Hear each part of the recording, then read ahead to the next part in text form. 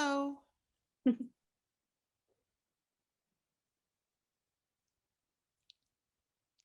nice to be here.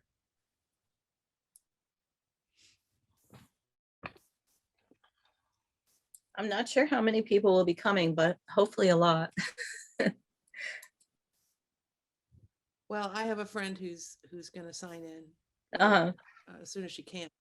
Gotta get home from work. Yeah, that's why we made the extended time, because we have people who live in Europe who this time is good for them.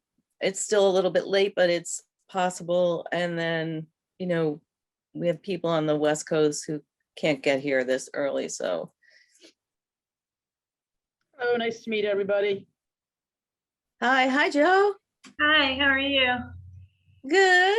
Good. Did you finish up your Binoculars? I did. Do you want me to bring it down? Oh, whenever you, yeah, if you want to, that would be cool. Okay. We can photograph it. If you yeah. don't mind lending it to us for a little bit. Not at all. You'll have to find someone there to put it on though, because Yeah. Well, Kaya is always, she usually has a photo shoot every week or two. So if we could keep it for, you know, a week or something and get it back to you, that'd be awesome. Absolutely. Oh, because, you know, you might need it. This hot weather. Well, it's a little warm right now, so you can probably hang on to it. Exactly. It is so muggy. It has gotten so muggy out. I went for a walk after I got done working today, and I just feel gross from a short walk. Yeah. Hi, Josie. Hello. Hi, everyone. Oh, I like that painting in the background that you have. Thank you. That's Northern artist Ted Harrison. Mm-hmm. Now I know. Hi, ladies. Calling from Zooming from Illinois. Hi. Boynton Beach, Florida, for vacationing with my children. So they got me all set up here. Nice. So before the grandkids come annoy me, I thought I would come on and then I'd mute myself. And hopefully they showed you how so that when you're home, you can do it yourself.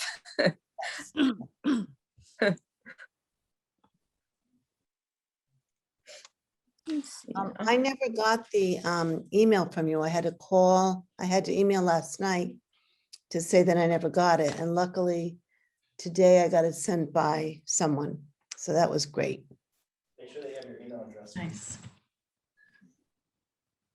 Yeah, we've never had a problem with updating our club stuff before, but suddenly this time it was an issue. But hopefully those days are behind us. I have a question. I never got the first part of the pattern. The intro section. I never got. Yeah, I guess that I got the one where I know what stitches to put on, that stuff, but I haven't. There was something that was supposed to have come out yesterday. That's just what we were talking about. So it's in your account. So did you download it from the KnitSpot website? Or did you get it on Ravel? Download what, ma'am? Download what? Your pattern. You said you got the first part. You said you got the intro that told you. I downloaded that off of your website. I downloaded it. Right. If you go back into your account on our website and view your orders, you'll see your pattern order, and you can re-download it there. You can use that link to re-download it. But Kaya also has been emailing people a link for that. I don't have it. I can't email you now because I'm on Zoom, but she'll be on in a few minutes, and she can post it, or perhaps if someone has a link, they could post it in the comments here, and you could copy that. I can open up another. I can open another link and go out to your website. I'm just trying to understand what you're saying. I thought we were supposed to be getting something yesterday. And the emails when for some reason a lot of people didn't get the email, and we don't know that you didn't get it until you tell us. Right. So, so I'm telling you that another way besides getting the email that you can get your pattern is to go into your account on our website and view your pattern order and re-download it again from there, and you'll get the updated copy then. Oh, So it's updated on our site every Tuesday when we send out those emails. and is it Knit Spot, or, I mean, that's what I'm looking at. barenakedwools.com. And just like lots of Negative other Wolf. retail Okay, sites. that's why I'm in the wrong place. Okay.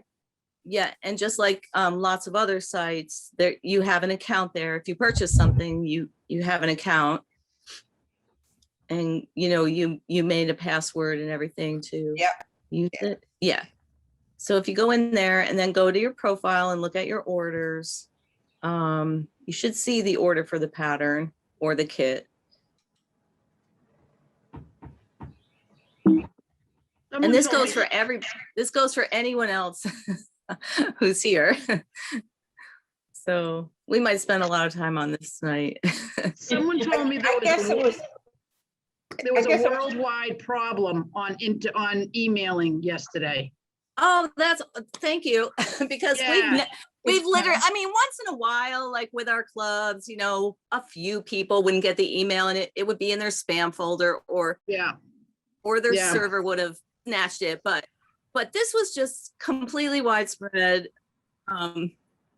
None of the Ravelry, I shouldn't say none, but like hardly anybody got it on Ravelry, which didn't make any sense at all, because we have run clubs on Ravelry for over 10 years and never had a problem notifying people that their patterns were updated. And then suddenly, I can assure you, we have been up for 24 hours answering emails to this effect, and sending people links to the patterns. So it's not, I promise it's not a negligence on our part. I didn't think Something it was. went I just, so I am out on your website right now, Bare Naked Wolves. I'm in my account. I'm looking at my last order. And where should I be finding? Well, does it say like view details or something on your last order?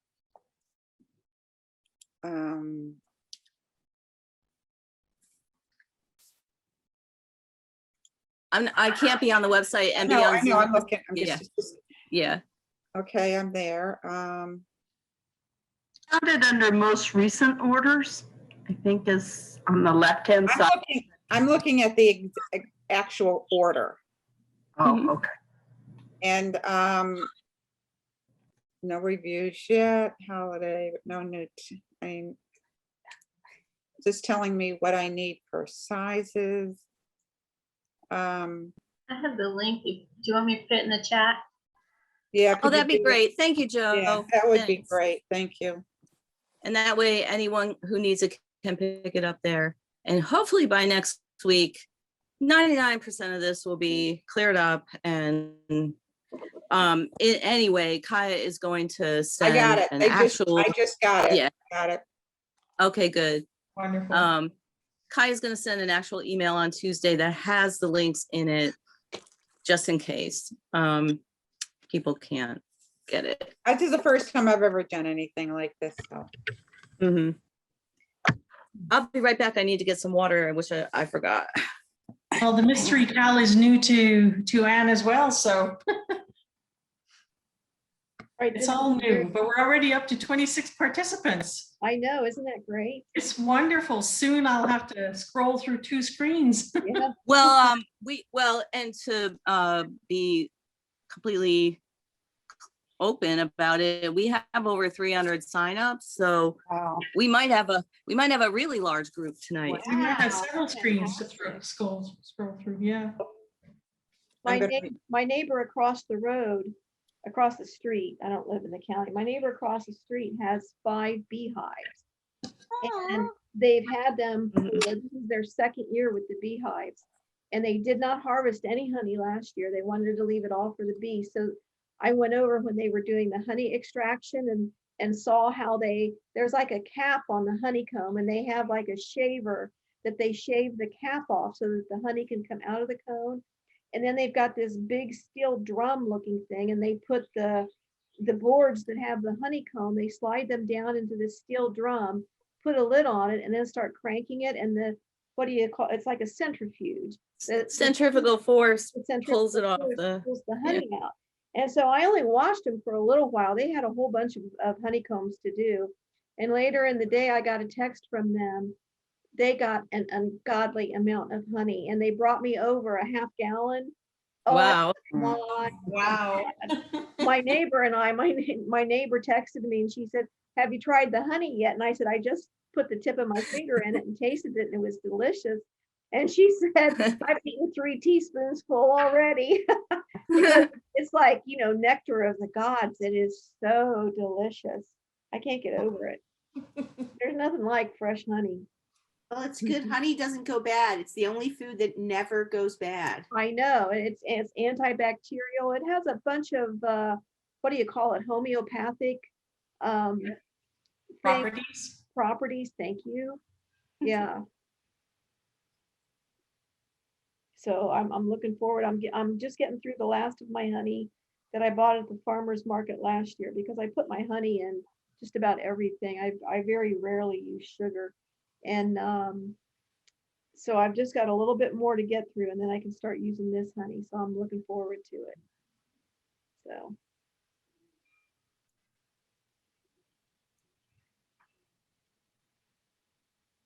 How is everybody doing on the knit along? Right.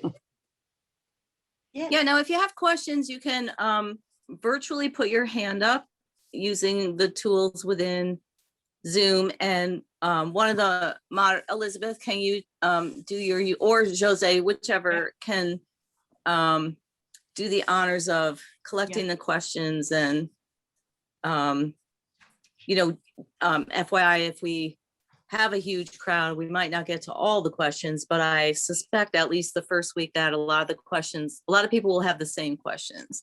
So I'm gonna raise my.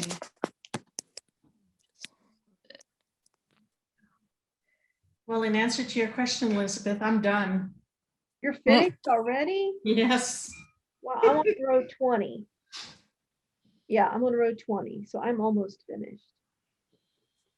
I feel like the segments are pretty doable, Yeah, but that people who are very busy and making like the large size might really need that catch-up week that's in the middle.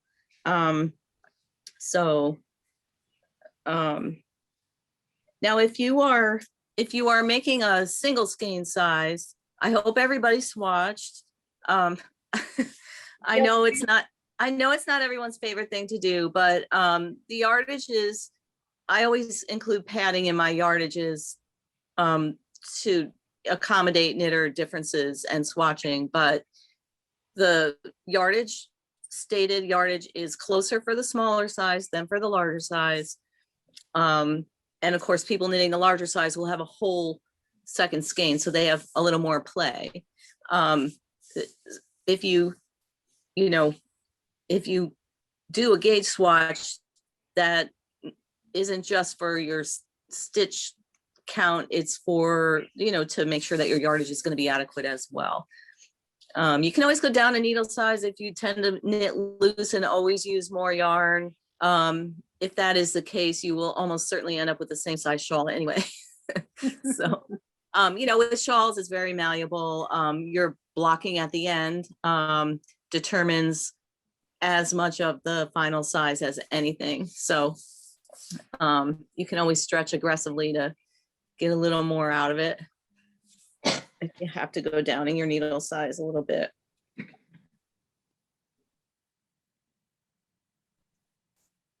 Thanks for helping me earlier, Anne. Oh, you're welcome. I was happy to do it. And of course, it was exactly what you said that I messed up on. I'd not noticed your note about the not using stitch markers in the middle part, and I'd put stitch markers between each repeat, and then I put them in the wrong place when I did that row with the With that crossed over the repeats. Yeah. Yeah.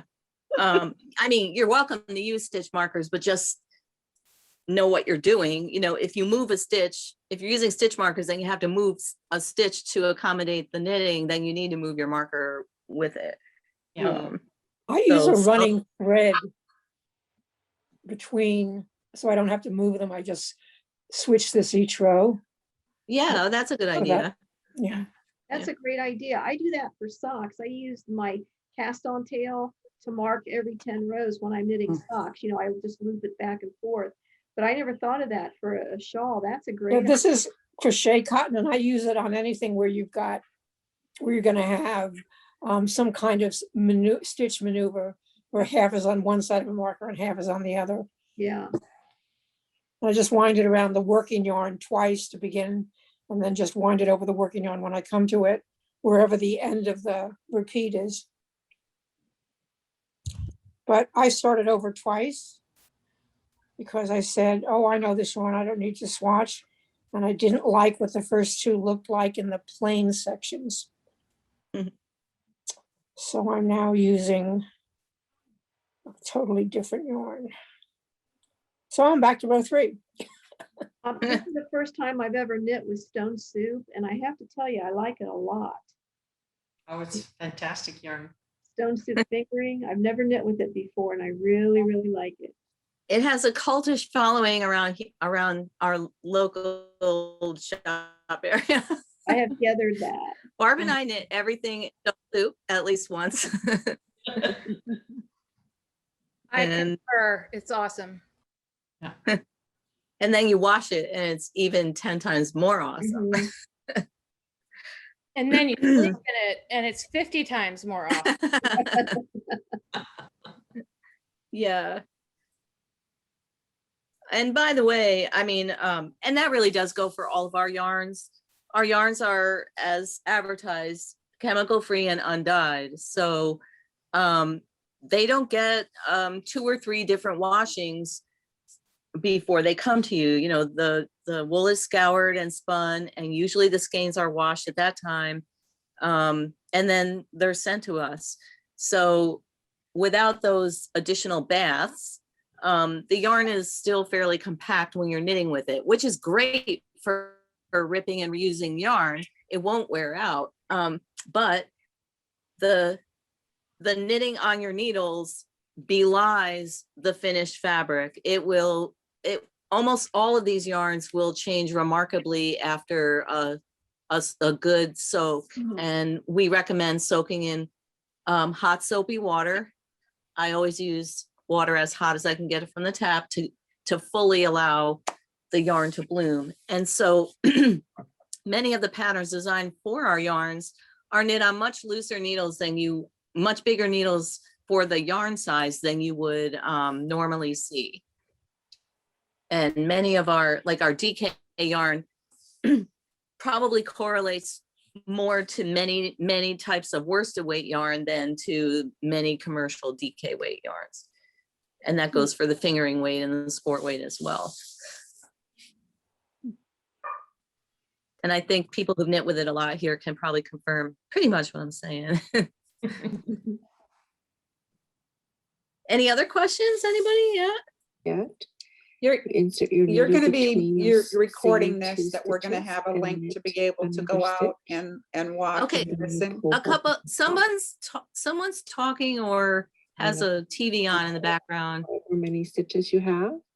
Oh, You hang need on a to- second, this it's beanie had probably just one me, hang row. on. And then, Or they're playing a video or something. Yeah, Some playback, yeah. it was me, I apologize. I've never done a right and left, whatever it is on here, so I need to find out how to do that. So I just want to go off and watch that, and then I can come back on. We also made a video for that. It's on the KnitSpot YouTube channel. Okay, I recorded it last week with Kaya. It's pretty cute. And it gives you 3 different ways to do left and right cross stitches on the needles without a cable needle. So if you're interested in that, you can take a look at that tonight. It's on if you go to YouTube and search for KnitSpot, there's a whole channel with our tutorials and film clips and mill visits and, don't get lost. Don't go now, you might get lost. Well, I can't do any knitting though, because I just got the pattern. So I've got the first 7 stitches done. So I need to, if I'm going to do knit, I need to understand what I'm doing. So We'll be here. Okay, I'll just put you on mute and I'll be back. Okay. sounds good to me. All right. Anybody else have a question? Whereabouts are you located? We are located in Canton, Ohio, which is about an hour south of Cleveland. And in the same town as the Football Hall of Fame, if you know anything about that, if you like football. So yeah.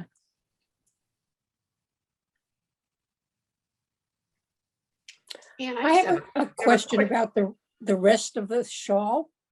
If you can use the tool in Zoom to raise your hand when you have a question, I think that would be better, just because we have so many people.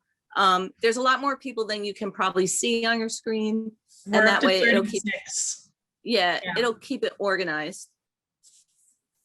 You go to the top of the screen when you have a question. There you are. Nina, go ahead. Nina, Okay. shoot. I'm using a merino that's dyed. It's not heavily processed, and it's from what used to be my local yarn shop, and I really like the yarn. I have it in a number of colors, and I'm wondering about the rest of the shawl, if there's a way to incorporate possibly another color, or if it really should be all the same. I feel like it would be better if it's all the same, because the design is progressive, and I'm a little worried that if you change colors, the progression might be interrupted. But if I were going to use different colors, I would stripe it at the beginning of each section where the where there's a the garter, how in the pattern you have like a garter edge. So you might want to do it at the beginning of each section, just change your colors there, or start transitioning your color there by striping or something like that. All right, I think I'll wait till the next clue and see what I think then. Thank you. Okay. Lucy, you have a question? Yes, I did not swatch. And I know.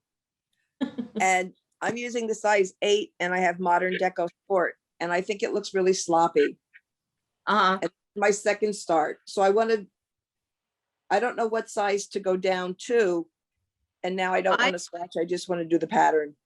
Last weekend, I knit a sample in the small size on size set. I got gauge on size 7 needles myself. Okay. And that was after getting gauged on size 8 needles with the Target. So I did have to go down a needle size. I'm not a particularly loose knitter at all. In fact, I probably lean toward a little bit of tightness, but so I like the results I got on size 7, and I would say you could even go to a size 6 if you do tend to be a loose knitter. You could probably even go to a size 6, and almost certainly it'll still stretch in the blocking stage to a really good size. Yeah, because I'm making the large size. I bought 2 balls beyond. Oh, okay. My gauge swatch grew quite a bit when I washed it on the size 8 needles, and on the size 7 as well. So when I was knitting on size 8, I thought, oh, this isn't going to be big enough. And then when I washed it, it was way too big. So I was really surprised. And the stitches weren't even after washing. That's another clue that you're too loose. When you washed it and it's dried and the stitches are unevenly sized, or they waver around a little bit, then you probably want to go down a needle size. Thank you. Okay, you're welcome. Nina, do you still have a question, or is your hand just still up to? Okay, you can put your hand down.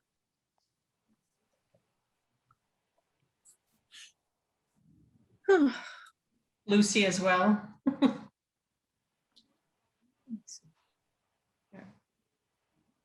Catherine? Catherine, you have a question? Yes, thank you. Just a quickie. I'm working with the Targi, and I'm curious what type of needles people who do, this is my first time with that yarn, would normally use, whether you'd use wood or carbon, or what do you normally find? I always use the Chalgu needles myself. I mean, anyone else is welcome to jump in. I like the Chalgu lace needles for, not just for lace, but also for anything cabled or cross stitches or really just about everything. But the lace, when you do twist stitches, the lace needles will be especially helpful in picking up those stitches and crossing them over. And likewise, you know, FYI for cabling as well. The ability to insert that thinner tip into the stitch when you're into the stitches when you're crossing them is dynamite. So that's my input. And the Chalgu needles aren't as sharp as some of the other lace needles are.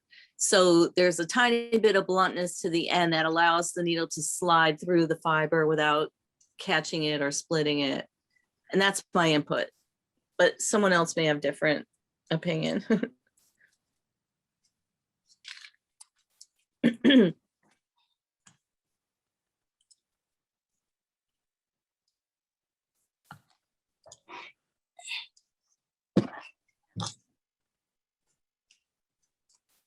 We're up to 38 participants. Wow. Lots of new Yeah. faces.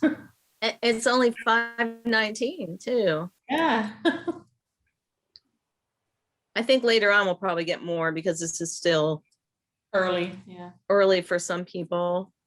I was hoping we'd see Sabina if she's there.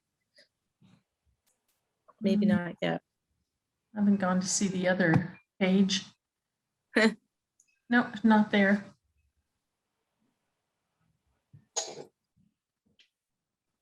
There's someone else from the UK. Trying to remember her name. Did you see Megan Leslie's post? I think. Yeah. Participating. I don't think she could tonight, but she plans on joining. Yeah. Yeah. Well, I think when we Zoom, it's like 5 o'clock in the morning her time or something. I think it's real early for her. I can't remember. I know she was joining us on Saturdays because that was an early morning time that she could do it. But I can't remember if she ever joined us that night. Anne, Yeah. this is my first knit along ever. And I have a problem that I didn't receive the email with the first clue, so I can't start. We were just talking about that in the beginning. Apparently, and I didn't even know this, but apparently, I mean, we knew there were technical issues. We've been re-emailing people all day long who let us know they didn't get their clue. But apparently there was a worldwide email interruption yesterday. So, which kind of explains a lot. Someone posted in the chat here in Zoom the link to the pattern. You can download it right now if you want. So just go to that link and you should be able to download it. Okay, thank you. And for anyone else who's just joining us, same goes for you. I'm also one of those people who I'm doing the one skein modern deco sport yarn. And I knitted up a swatch and the gauge came out, I think it was 22 by 28. Did you wash it? I did. Oh, okay. Yeah, but I did it on 8s. So I'm just wondering, you know, if I'll be able to use the 8 for with that yarn. Are you saying you got 22 stitches and 4 inches on size 8? I did. Oh, wow. I got like 18 or something on mine when I did it. And I'm not a loose knitter at all. I don't know what to tell you. because that's a lot tighter. And, you know, other people who've swatched were kind of conferring earlier that they had the same results I did. But I would, yeah. I don't know what to tell you. I think if that's your gauge, you probably could proceed on size 8. Okay. All right. I just want to make sure I have enough yarn. I did order the one skein. Oh, you should be fine then. Okay. Yeah, if you have the extra yarn, you should be fine. I ran out, honestly, like 10 yards from the end. Or no, I finished mine. And then, but it was like, I'm thinking of something else. I finished mine, but it was like really, really tight. So you should be totally fine with the extra 100 yards. Okay, great. Thank you. Hi, I'm Cindy. Can you put up your hand, please, so that Can you hear me? so that you yeah, just go and raise your hand in the tool. Susan is ahead of you, I think. Susan? Yeah, it was really a question about what, do you have a thing about bees? Because I did your bee field shawl several years ago. And so I was real interested. I thought this was going to be cool. But it's your second bee theme thing. Not the second. Oh, it's more than my second, I think. Oh yeah, I'm not keeping track. I think I have about, I have about half a dozen or more patterns. Yes, I love all insects, and I've got numerous patterns that are kind of insect themed, but the bees are really interesting in that they, a lot of the stitch patterns really correlate to the shapes in their, not just physically for them, but also in their hives and their honeycombs. And I just feel like a lot of stitch patterns draw from those kind of iconic shapes that are in all of their habitat. And, you know, we have a very prolific vegetable garden. The bees are definitely part of it, part of pollinating it and making sure that we are successful every year in that endeavor. So I don't know, it does capture my imagination. And then I'm also here in Ohio, and in our city, we have a pretty active city gardening program, and we live right across from our community garden, where they have beehives over there. And then we have a neighborhood member who will set up a hive for you on your property if you want. And he's been kind of successful in getting a number of people, probably at least one family on each block here, into beehives and doing that kind of work with their kids and themselves. And it's really fun. So when neighbors have hives, our garden benefits from that, as the community garden does too. So I don't know, it's just kind of cool how bees are, and the kind of community that they build is really correlative to knitting and the kind of friends that we all, you know, friendships we all build. And I don't know. Okay, that makes sense.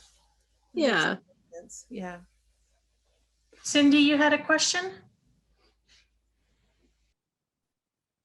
You need to unmute, Cindy. Yeah, Right, I'm kind of new to this Zooming, and I am new to your yarn, and I really like it. And I had reached out on Ravelry, and somebody emailed me back about the gauge, and I'm using the stone soup fingering. Yeah. I ended up doing a size 7. And I just winging it. That was me that you were emailing with. Yeah. Right. And I know I need to do better with swatching, and I got a lot to learn, but I didn't even know what bloom meant when you said something blooms like flowers and the bees. So, but it is like flowers. I ended up doing the right twist and left twist by reading your notes about, and I looked at the video and it was really complicated, but when I read the notes on how to do the, like the right twist, was easy. And then I ended up for the left twist using the cable thing, but I think I'll get braver once I get used to it. Yeah. Trying another technique. I think using all the resources together is the is the smart thing.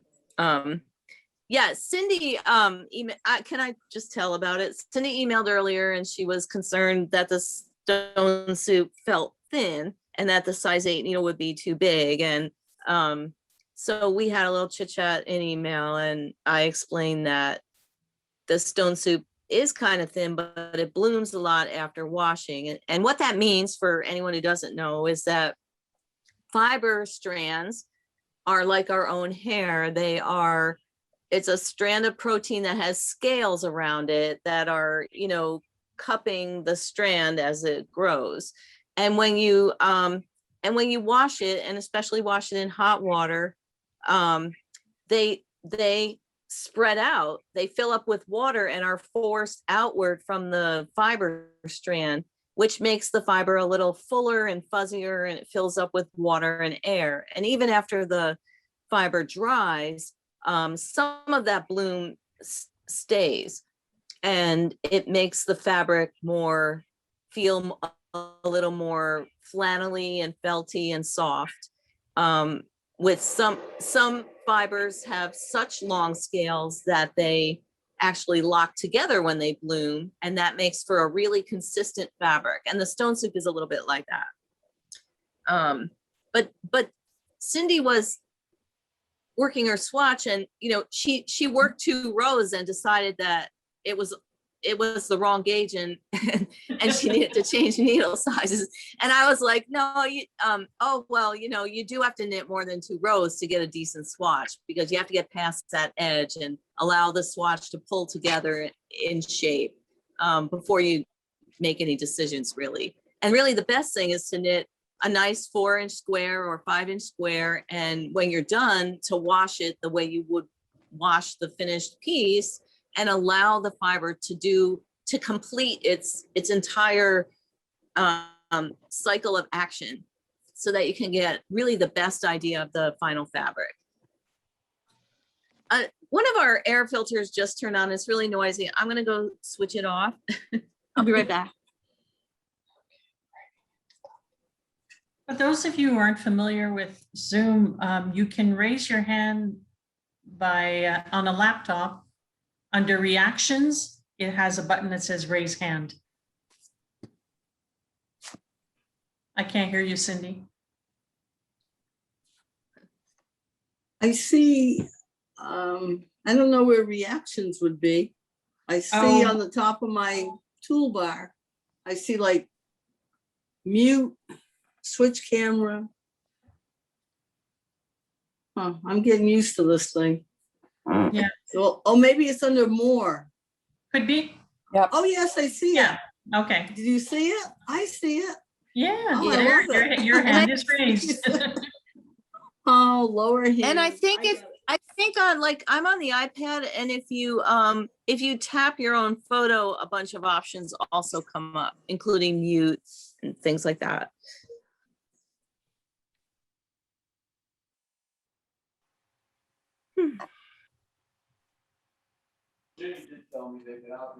Yeah, I would just say for anybody who's never knit with any of the bare naked wools before, you've got to wash and block your swatch, because it comes out like heaven.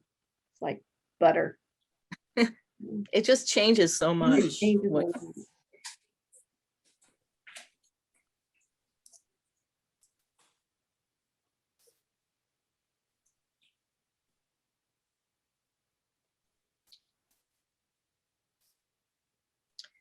Can I raise my hand?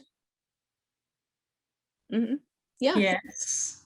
So I just decided today to join the knit along, and I spin my own yarn, and I have a ton. Lovely.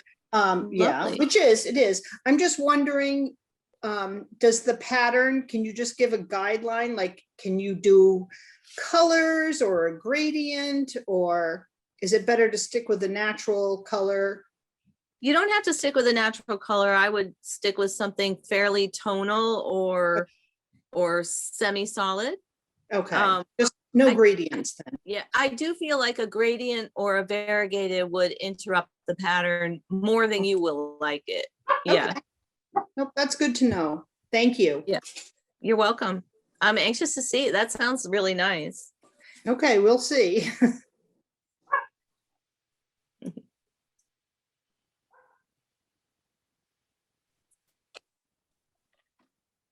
Any other pattern questions? Anybody?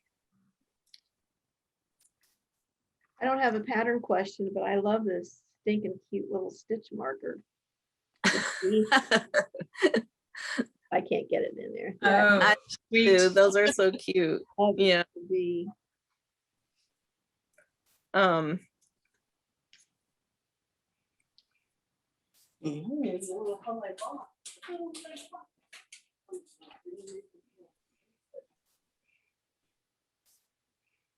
We're usually a really talkative group of people.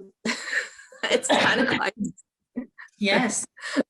And we didn't plan too much tonight because we were worried that it might be a little chaotic because of the email fiasco yesterday. So, Giga, is that how you pronounce it, Giga? Okay, hi. You got it. Hi, thanks. I'm just curious, how long does it take you to kind of be able to just look at the chart? I've done charts before, but like in this first few rows, I'm on the third row. I'm having to really look and count and check off where I am and stuff like that. As the pattern develops, do you find that it's easier to track where you are? It definitely is. For knitting? Okay. It definitely is. The pattern is much more random in the beginning. So that's the only hint I'm going to give you tonight. But I found the entire pattern to be very intuitive as it progresses. And then just if you're using your chart, you can see where those twists are going to line up into diagonal lines, and that should be very helpful as well. Yeah, cool. Thanks. You're welcome. Hi, Cindy. Did you have a question? Yes, I did. I just wondered if anybody who's maybe farther along than me is allowed to show us what they're doing.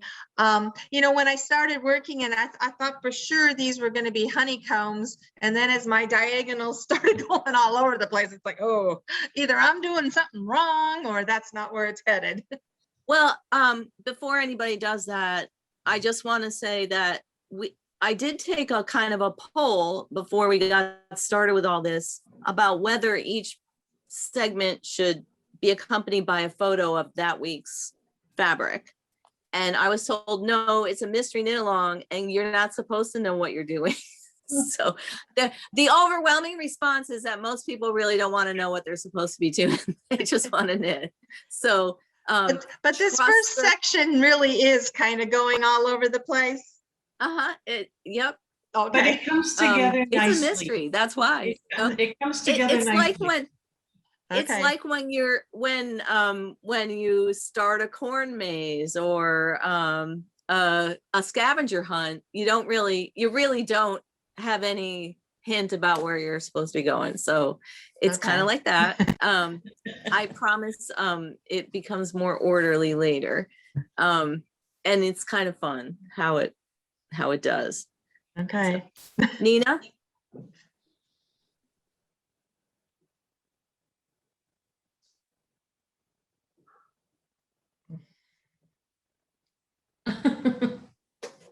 You're muted again.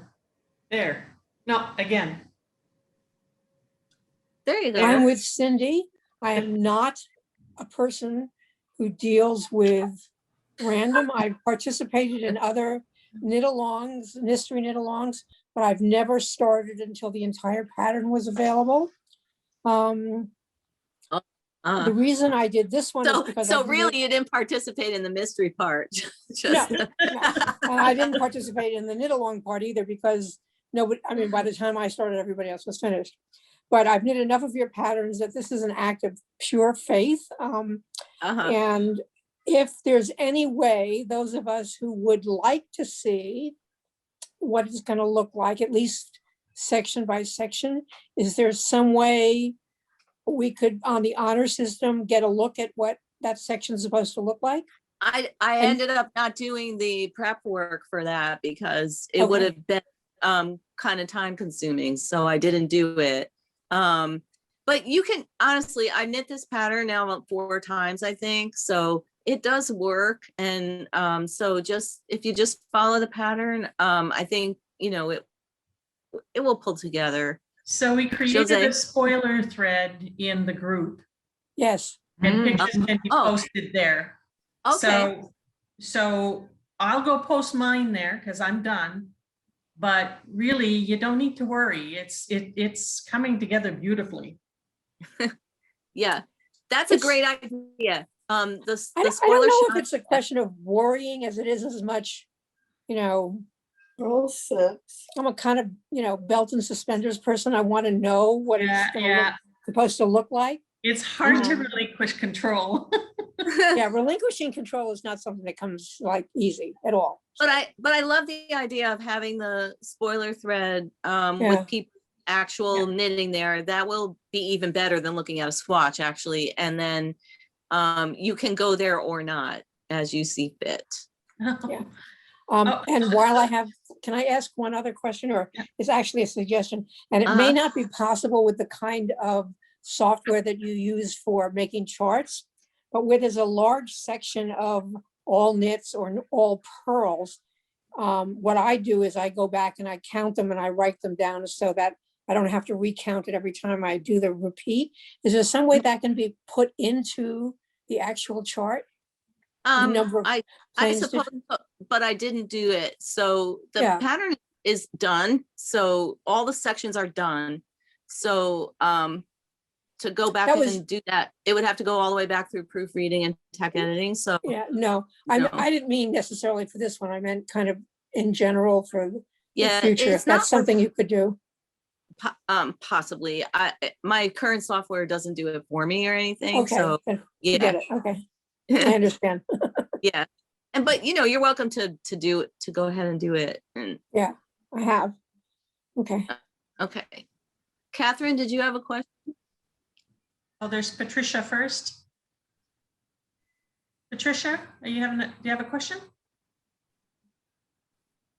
Okay, yes, I do. So I've always followed charts fairly well. I've done a lot of Argyle work and stuff in Icelandic sweaters. When I'm looking at your chart here, I see starting on row 2, there's a grayed out block. And I don't understand where that block goes away. If you look at the other end of the repeat, if you follow that line to the left, there should be a place where there's a positive block where a grayed out block should be. So that's just a, so the grayed out blocks between, well, first of all, a gray block or a gray column is a stitch, is not a stitch. It's just a block that you skip as stated in the legend. So skip that square and go to the next is the instruction for any gray block. So just skip that square and go to the next. And then also as stated in the pattern, some of these repeats need to borrow stitches at the edges from each other. So the first repeat may need to borrow a stitch from the second repeat in order to do the crossovers. And to accommodate those borrowing of stitches and to keep the crossovers next to each other, because that would be weird if they had a gray block between them, the gray area shifts with the stitch. Now, if you're trying to use markers between every repeat, that's going to screw up your understanding of the stitch count for the repeat. Because if you have a stitch marker there, and you borrow a stitch, you're gonna have to take your marker out, cross your stitches, and put your marker back in between stitches. Okay, so I don't have to think about it as getting rid of a stitch. No, it's not a Okay. decrease. Okay, all right, okay. If you read the legend on that comes with the pattern, it explains every single symbol. Right, included. yes. And I guess that makes sense where you're saying it borrows from, so I guess I understand what that means now. Yeah. So Yeah. there are places at the edges of the repeats where a stitch from the first repeat or this will cross over the second repeat at the edge. So you're literally they're jumping the fence with each other. So you know, to depict that correctly, I have to use part of the gray column for that. Okay. Thank you. You're welcome. Catherine? I just, as a non-spoiler, wanted to request that as the knit along goes along, like for spoilers, awesome, go to the spoiler thread, but don't necessarily talk about spoilers, you know, upcoming clues or what the shawl looks like. If you can, like, I don't want to be spoiled. I want to knit this with the clues and be surprised. So I understand other people's discomfort and going to look at the pictures. That's great. I just personally request to not be spoiled. Especially here in the Zoom. And you know, and that is the overwhelming preference of the group. So just keep that in mind. If you are looking at spoilers, please don't discuss them outside of the spoiler thread or in the Zoom. Yeah, or ask post a question pictures. like, oh, the next section does blah, blah, blah, blah, when we haven't gotten the clue yet, you know? Yeah, don't press me for details to explain what's going to happen later. You know, you do really need to trust it. And likewise, if you have a project page for this and you love to post progress shots on your project page, you might want to use a spoiler graphic as your first photo so that others are alerted to the fact that you're going to post pictures. We don't like to stress people out with rules, but I really do get it. This is the fun part of this is blindly walking into the maze blind and smelling your way to the end. You know?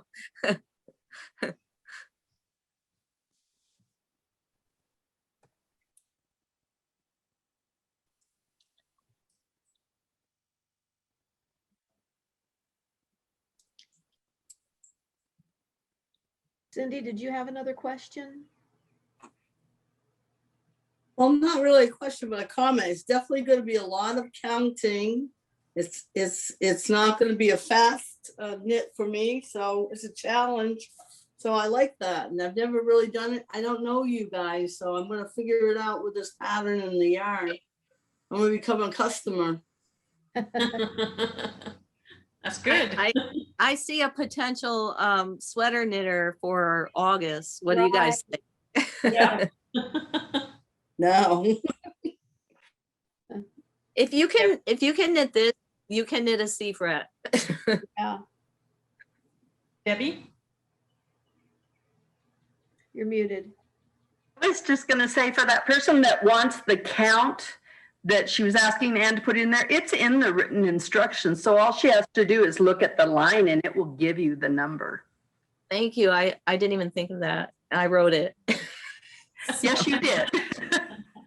And I'm one just like Catherine that doesn't want to be told. I like the surprise. Yeah. Thank you guys. Catherine Berkey, you need to unmute.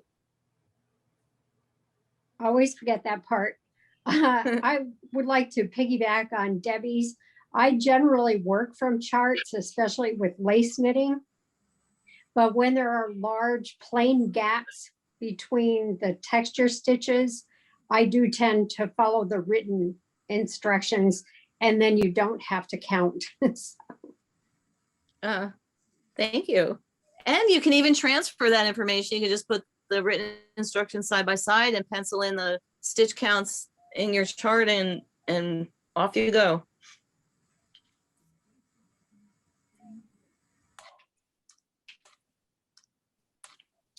Betsy? Hi. Hi, Betsy. I have a question for Catherine. Because I'm using the same yarn, Catherine, and I was wondering, did you get gauge on 8s, or did you count your stitches before you soaked it, or did you? Which Catherine are you talking to? Oh, Catherine used to with a K. Oh, I am with the Targi. Yeah. I did not do a swatch. I'm casting on right now. And every time I swatch for anything, it's always the same exact as Anne's. So I'm using 8s, and that's my intention. Only rarely on a sweater am I like a row off with her gauge. I've just always matched her tension pretty perfectly. So with shawls, I tend not to swatch. Well, that's my inclination, because I am like you. I'm 99% of the time a gauge knitter. It just hits it. I'm just usually only gauge with like Anne.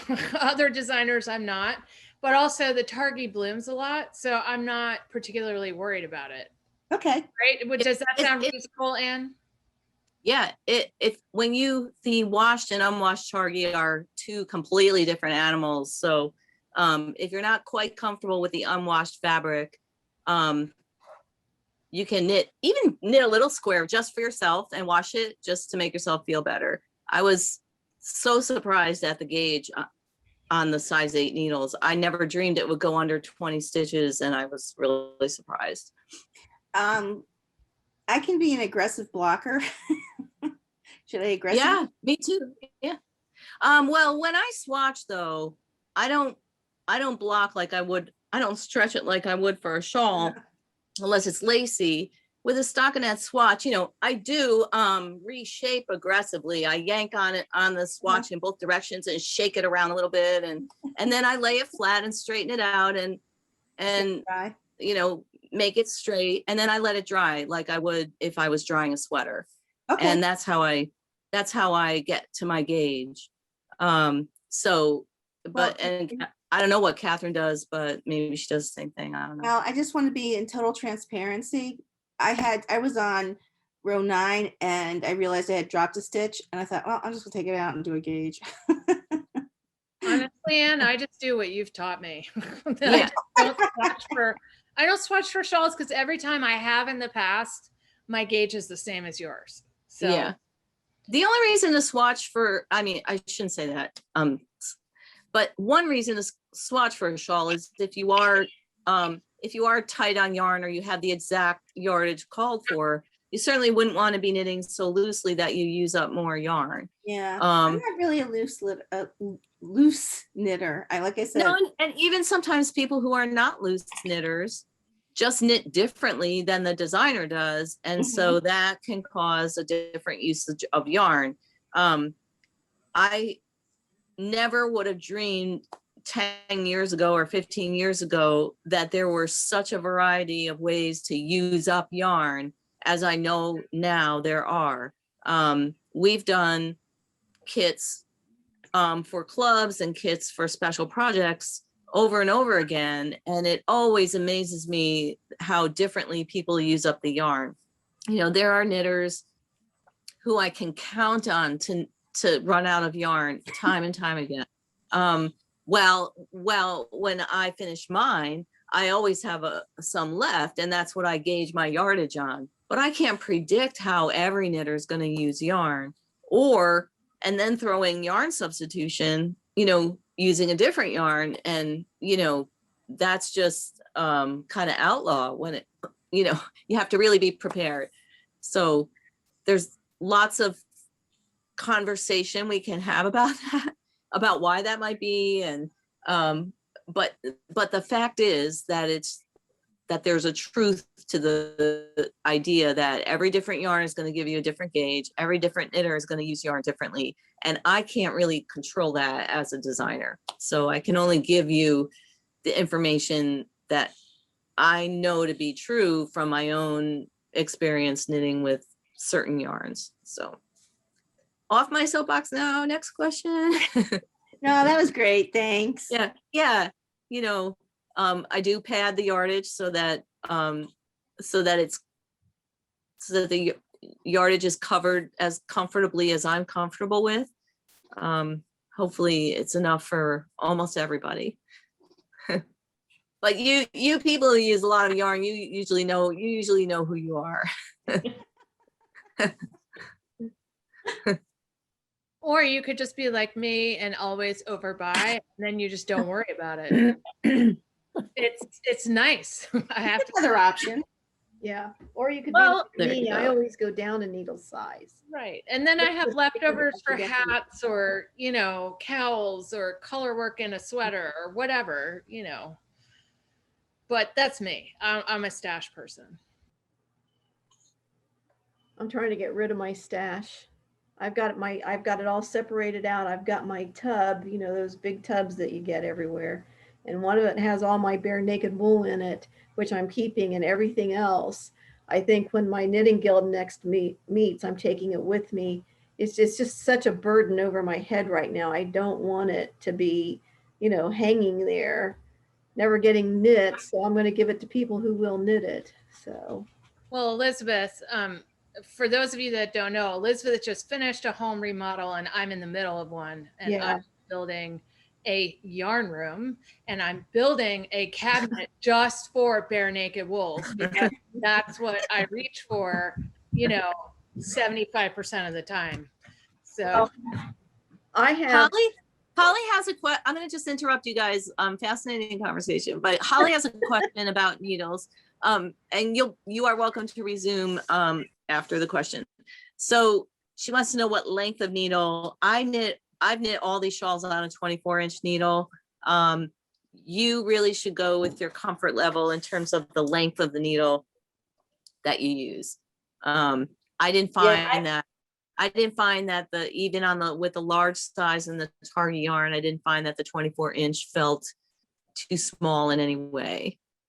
That's just me, but okay. Well, I decided that I'm going to buy some lace ones, because trying to do these back, right and left stitches are hard with what I have, or they're not pointed enough. Yeah. So, but I didn't know what size length I should get. So I'm just telling you, yeah. I like the 24-inch for almost everything. Perfect. It fits comfortably on my lap. So I think that's what I'm using now. So I'm gonna order those. Thank you. Welcome. The other thing to just to briefly touch on here, I know a couple people were disappointed that the kits that they ordered like almost a week ago still haven't gotten there, but the mail is still so screwed up in some places, and pockets of problems crop up in different places every week, it seems like. Last week it was, or last month it was Canada that wasn't moving at all. Something at the border wasn't going forward in Canada, but I think the congestion is starting to clear in Canada, and now there's some kind of block in Pontiac, Michigan that's problematic. We literally had 2 boxes of stitch markers mailed from our source on the same day exactly, which was Saturday, I think, or Friday, and one got here Monday and one is sitting in Pontiac, Michigan. 2 separate boxes. And of course, it's the one that we need the most that's stuck there. And everything else we get from this person gets here in practically overnight, in 2 days tops. So it's just kind of funny. And then someone who's expecting a kit who ordered it on June 2nd her kid is also sitting in Pontiac, Michigan. And I like to think that they're talking to each other. The 2 packages are like, oh, part of the bee knit along. So Lillian's husband is on a business trip to Michigan. I'm like, tell him to pick up our stitch markers while he's there. Tell him to stop up in Pontiac, Michigan and get our packages. Oh. Sophie looks amazing. Look at her. Hey, Sophie. I can see your eyes. Oh my gosh, she's so stinking cute. I feel like I've never seen her with short hair. Well, she got cut a little shorter this time because she got bit by Bruiser, the dog next door that I take care of. She tried to get a piece of rawhide away from a 120-pound dog and all 16 pounds of her, and he wasn't having it. Oh, Sophie. She is shaved behind the ear. Oh, she's milking it for all she can get. Look at her. I know. And she's on 2 different antibiotics, or 3 different antibiotics, because the vet said, because it was a puncture wound, you could see down in it. It went pretty deep. So, but she's all scabbed over, but she did get. They heal up so fast. Cardigan gets swiped at now and then because other dogs just like to pick on her, I think. And I'm always amazed at like the next day she's so much healed up. Oh yeah. So she was a mess the night it happened because she was at my neighbor's, because my neighbor was taking care of her while I was gone. Got over there to pick her up and my neighbor was just beside herself. She felt bad, and I'm like, it's not your fault. Sophie should not have tried to get food away from Bruiser. It's just playground stuff. Yeah. Bruiser is a pussycat. I mean, he's 120 pounds, but he wouldn't hurt a soul. He's very friendly. But she went for his little piece of rawhide and he said nope. So anyway. She's so cute. She looks like that little white dog we were gonna adopt last year. Yeah. That was with us for only a week. Yeah. Spilled rotten.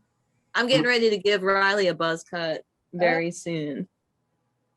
Her hair grows so fast. I'm trying to decide like how to style it, like what kind of crazy thing I can do. You have to unmute, Catherine. Dye her hair.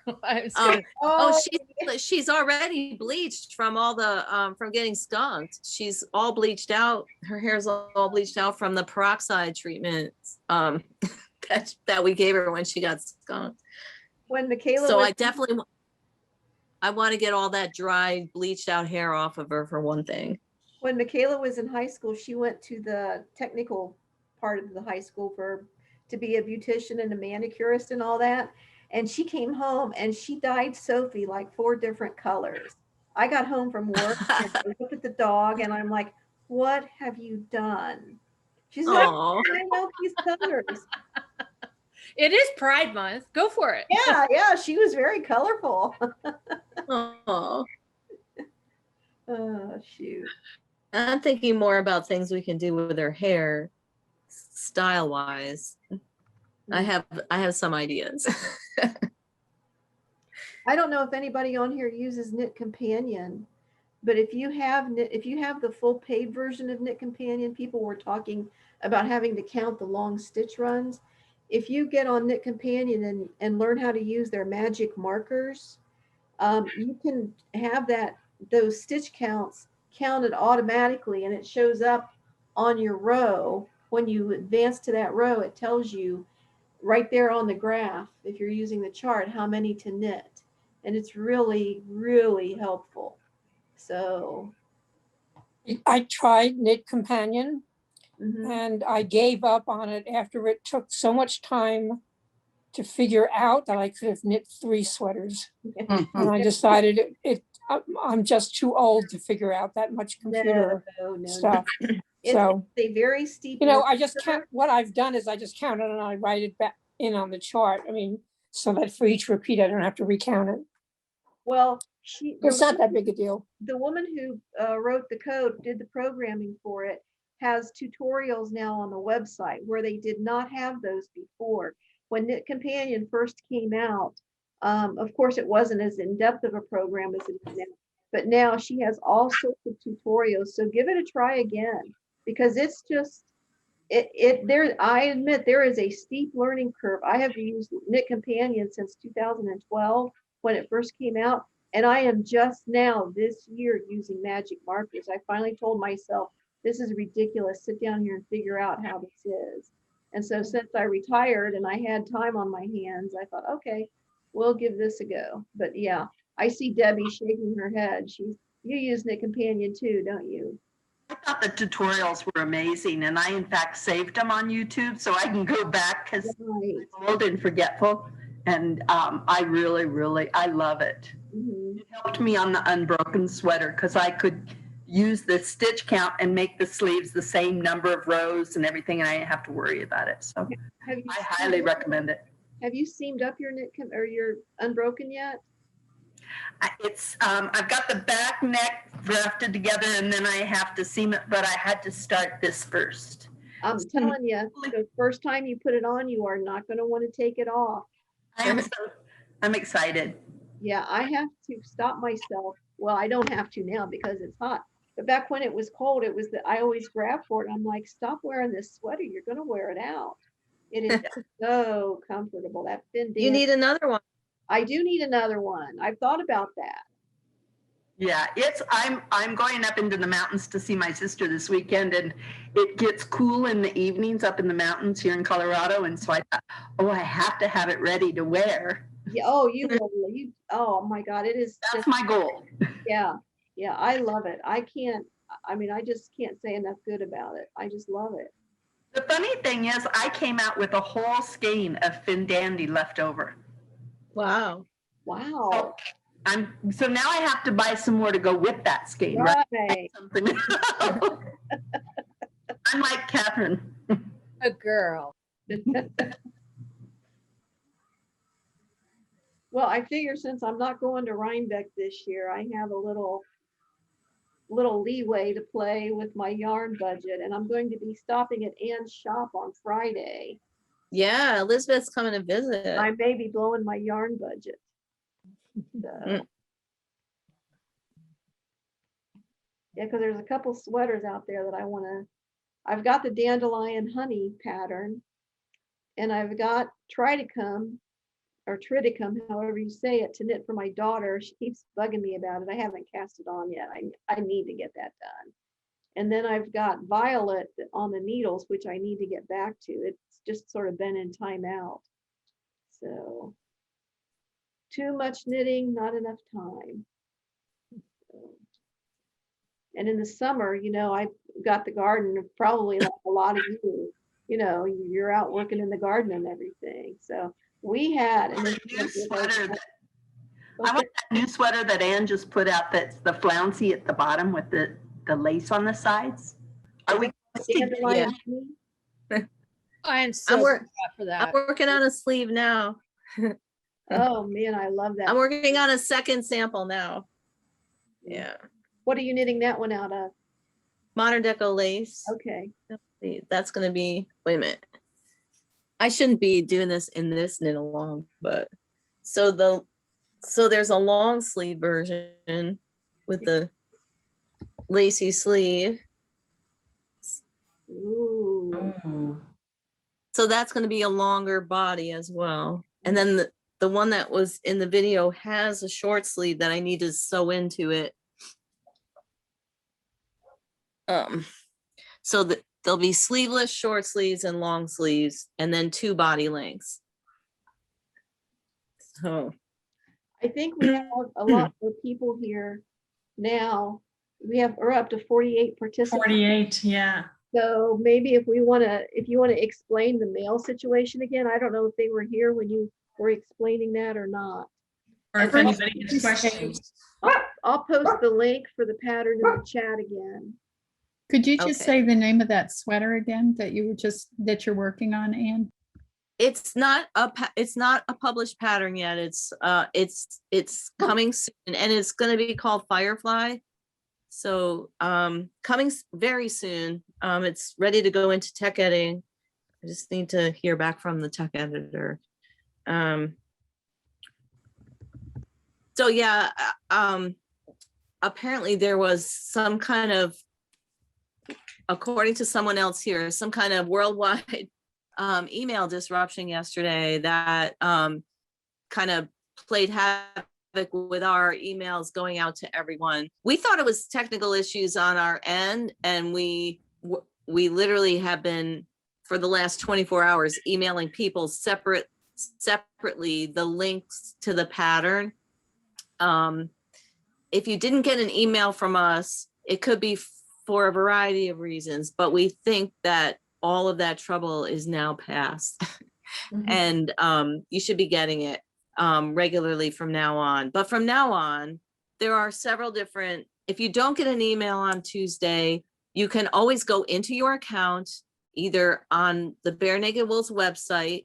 You can go into your account, view the details of your mystery knit along order, and click on the link there for the pattern and download the most recent copy there.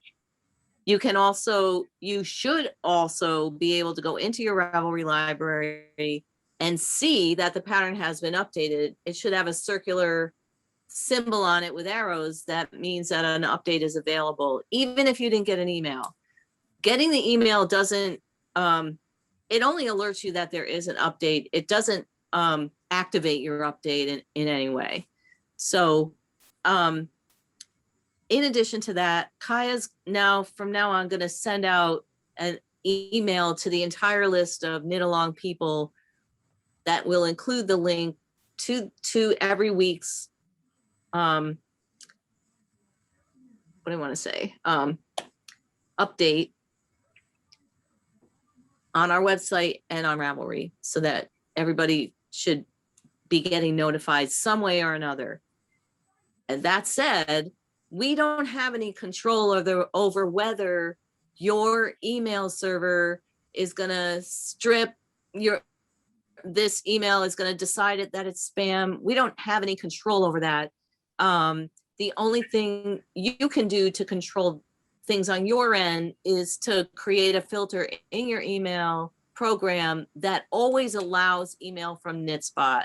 That's the best defense against things going into your spam folder. We just cannot control what happens to the email after we send it, as long as we have your name on our email list. Or, if you've typed your email address in wrong, or if you've provided us the wrong Ravelry name, we just can't control certain things. And those things happen, we know.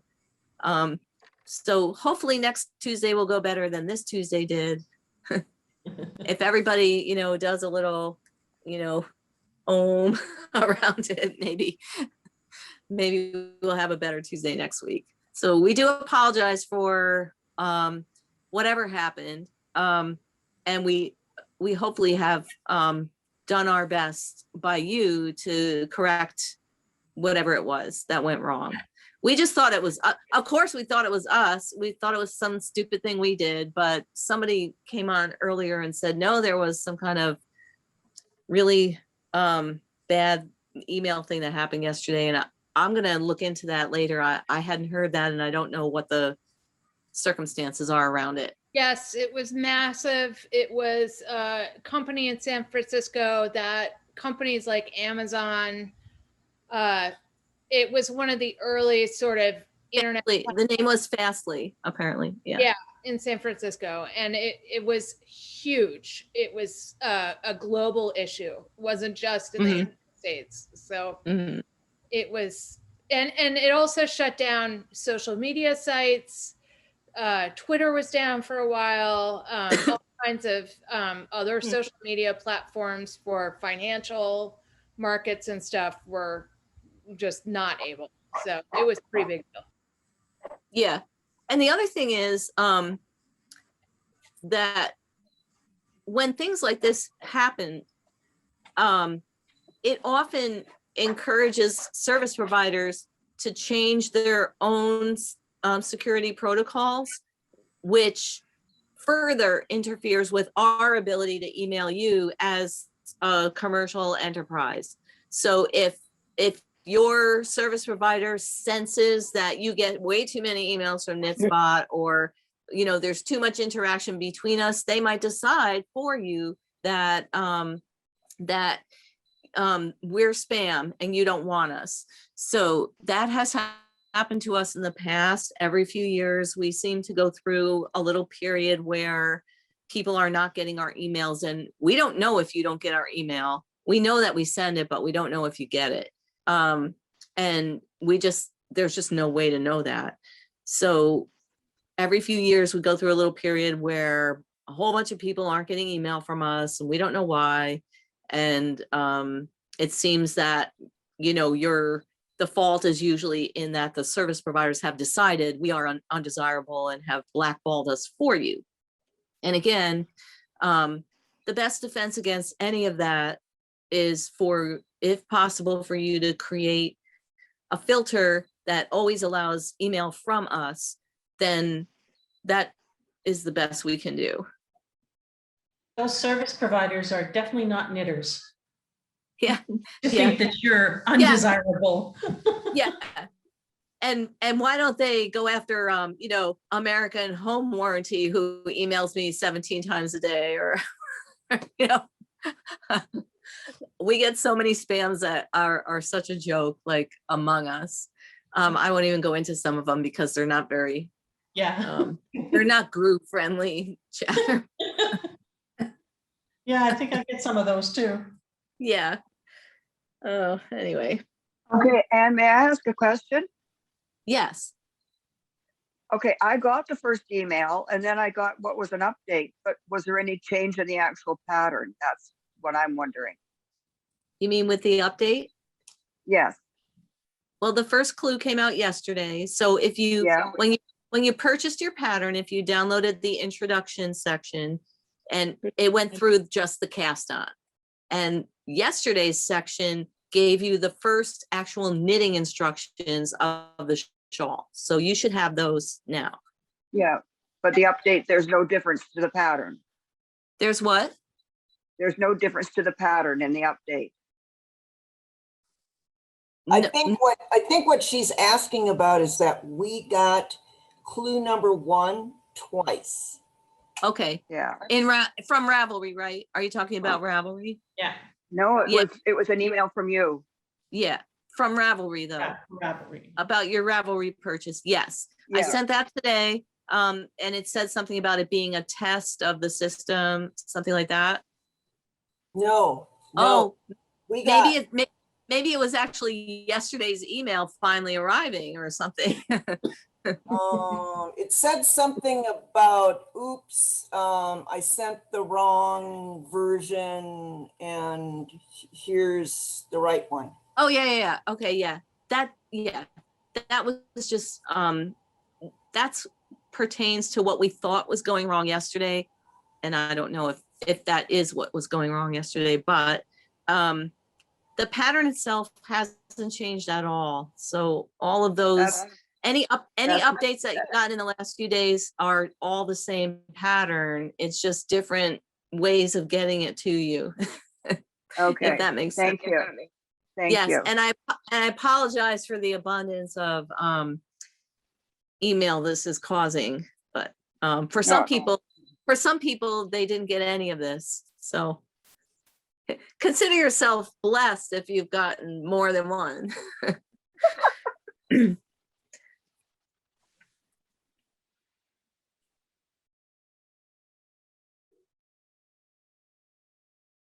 And also, for anyone who wasn't on earlier, I also explained that we made a video that is a video tutorial to do left and right twists on the needles without using a cable needle. It's on our KnitSpot channel on YouTube. So if you go to YouTube and search for KnitSpot, it's there. I think maybe even someone posted a link in the video chat. And if not, maybe Kaya will do that since she's lurking here somewhere. Yes. And invisible. I'm sure she'll include it in our next newsletter. And it's just a little video that shows 3 different ways of doing left and right twists without the bother of a cable needle involved. And some people may find it helpful and fun to learn something new if they don't already know it. And you'll be using left and right twists twists throughout the design, so it's kind of a good thing to get on now. Poor Kaya, she's probably ready to. On my Ravelry. On my What's that? Ravelry update, there was a link there. All you had to do was click on it. Yeah. There were some people that, I don't know, that they were getting all the same, that they were viewing all the same things as everyone else. So, yeah.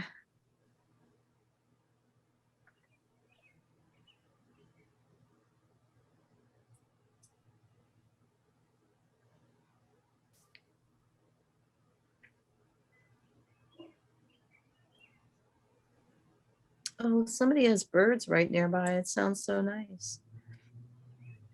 It's my wind chimes, Oh, nice. I think. Jose, I like the picture behind you. Oh, thanks. Anybody want to hear the cicadas in southeastern Pennsylvania? I could take you outside. They are very, very loud. Really? We don't Yes. have cicadas. Yeah. In my neighborhood, we have not had the cicadas yet, but in other neighborhoods, they are deafening, absolutely deafening. Are you in Pennsylvania also? No, I'm in Ohio. I'm near Dayton, Ohio. Oh, okay. Yeah, we're in New Cumberland, Pennsylvania, and everybody in the surrounding areas have some of the noise, but everybody says that ours are the largest and the noisiest and the most numerous. And they're so loud you can't go out. You can't sit outside, even if the weather were permissive. You couldn't sit outside and do anything. It's too loud. It's like having a lawnmower attached to your head. Anyway, I'd love to hear bird song again. Holly has a question. Holly has a question. So let's see what that's about. And I'm going to interrupt conversation now and then to Holly, what's your question? Well, I'm trying to find everything because I'm not new to knitting, but I'm new to doing this or following or this type. And I got the wool from Bare Naked Wools. I get an knit spot and from Knit Spot, and now you're talking about Ravelry. Now I have an account on Ravelry. I'm just trying to figure out where to go. Do I go to Bare Naked Wools? Do I go to Knit Spot? Do I go to Ravelry? Knit Spot and Bare Naked Wools are the same company. So my designs are published under the Knit Spot label, which they have been for 15 years. And our yarn label is called Bare Naked Wools. Okay. And both arms of our business are housed under the barenakedwools.com website. So if you go to barenakedwools.com, you can buy Knit Spot patterns and Bare Naked Wools yarn. And that's So where it's and that's what I have done. Right. And that's where earlier in the Zoom, I guided you to your account so you could download your pattern there. Ravelry is a completely separate social media website for knitters and crocheters and weavers, fiber people. You have to join it to be a member. It's free, but you have to actually have a membership to access things there. Which I do. Okay. And we have groups there for discussion. It's a good place to have in between the Zoom meetings to have discussion threads concerning any of our club projects or our pattern releases, etc. So we have a group there, the #1 Knit Spot fan, and we have a discussion thread on that group for the mystery knit along. So if you search for #1 Knit Spot fan, #1 Knit Spot fan, you will, or just Knit Spot, you will find it. And Jose and Elizabeth are also our moderators there. So that's a really good place to ask questions or socialize in between. As you know, if you're a member of Ravelry, you can have a library there and store patterns there that you purchase on Ravelry. You cannot upload patterns from your computer to Ravelry, but we can make purchases from our website available to you on Ravelry. So if you prefer to use your Ravelry library as your main pattern place, we can put your pattern there. But if you're not using it, if Ravelry isn't your thing and your library isn't really your central storage place for patterns, then what you've already got will serve you just fine. And I hope that made sense. All of it. I think it did. I just want to know where I need to be. And you're Ann Hansen, is that correct? Correct. Okay. I mean, I'm new to this, like I said, so. Yeah. Okay. I'm Ann Hansen. And so you will be getting emails from Bare Naked Wools and KnitSpot about the knit along every Tuesday, letting you know that, reminding you about the Zoom and letting you know that the pattern links are live for that week. But if you want to socialize with people, if you like, if you like these guys and you want to chat with them in between or look at pictures of people's progress work so that, that might help you. Or if you have a knitting question to ask in between, then please, feel free to participate in the discussion threads on Ravelry as well. And join the group. Okay. Yeah. Join the group and. But that's through Ravelry? That's through Ravelry, yes. Ravelry. Yes. So if you enter Ravelry and just search for KnitSpot, you'll find the #1 KnitSpot group, and you'll also find our pattern store there, and that'll get you started. Okay, and one more. I think I have one more question, and then I'm going to sign off. Okay. Because I need to get those other needles so I can go back and right twist. Okay. Thank you. Thank you for You're welcome. Information. I guess really I don't have another question. I will see you. Catherine just posted the link to the mystery knit along discussion thread in the chat. So you can click on it and then bookmark it for yourself, and that way you can find it easily. Okay, thank you, everybody. You're welcome, Holly. Good night. See you See you next week. Okay. Okay. Bye. Catherine, did you have anything else you want to say? Okay.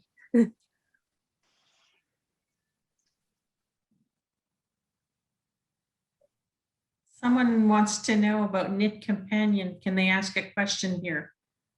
They can. I won't answer it because I don't use it, but Elizabeth is our Knit Companion. Elizabeth can answer, but I won't. I can't answer.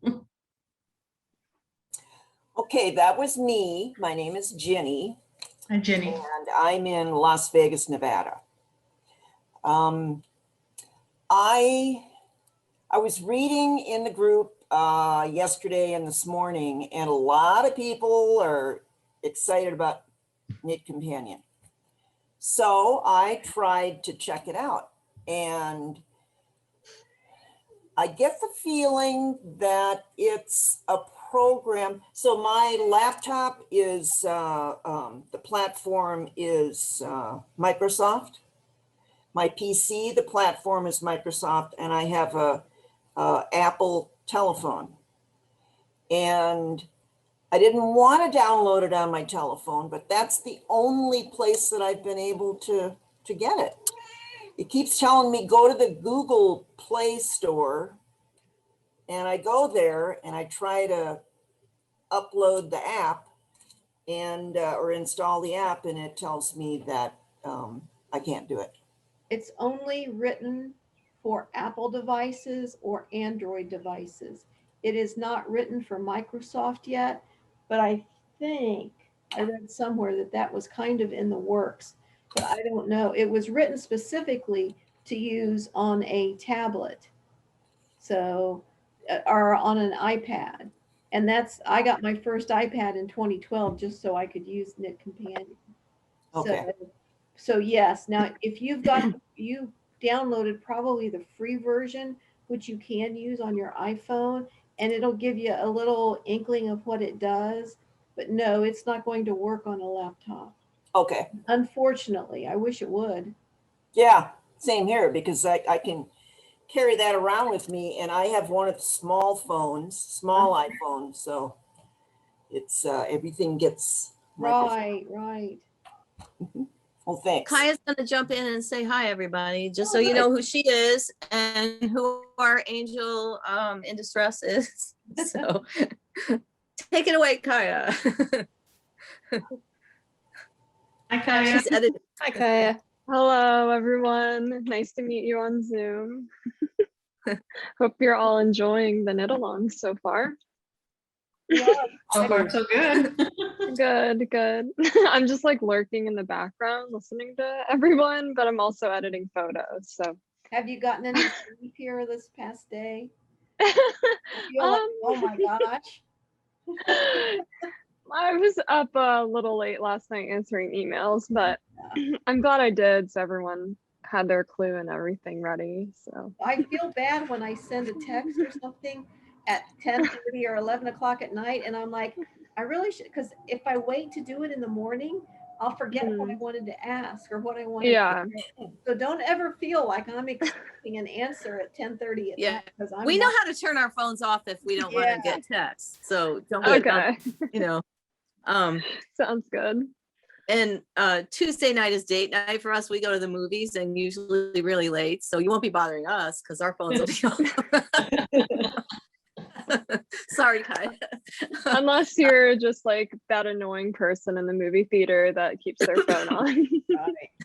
We try not to be that person. Yeah. But did you hear? I mean, we were just mortified about all the email problems, and of course we thought it was us. So we tried to handle it, but apparently it really was some kind of email crapola out of our control.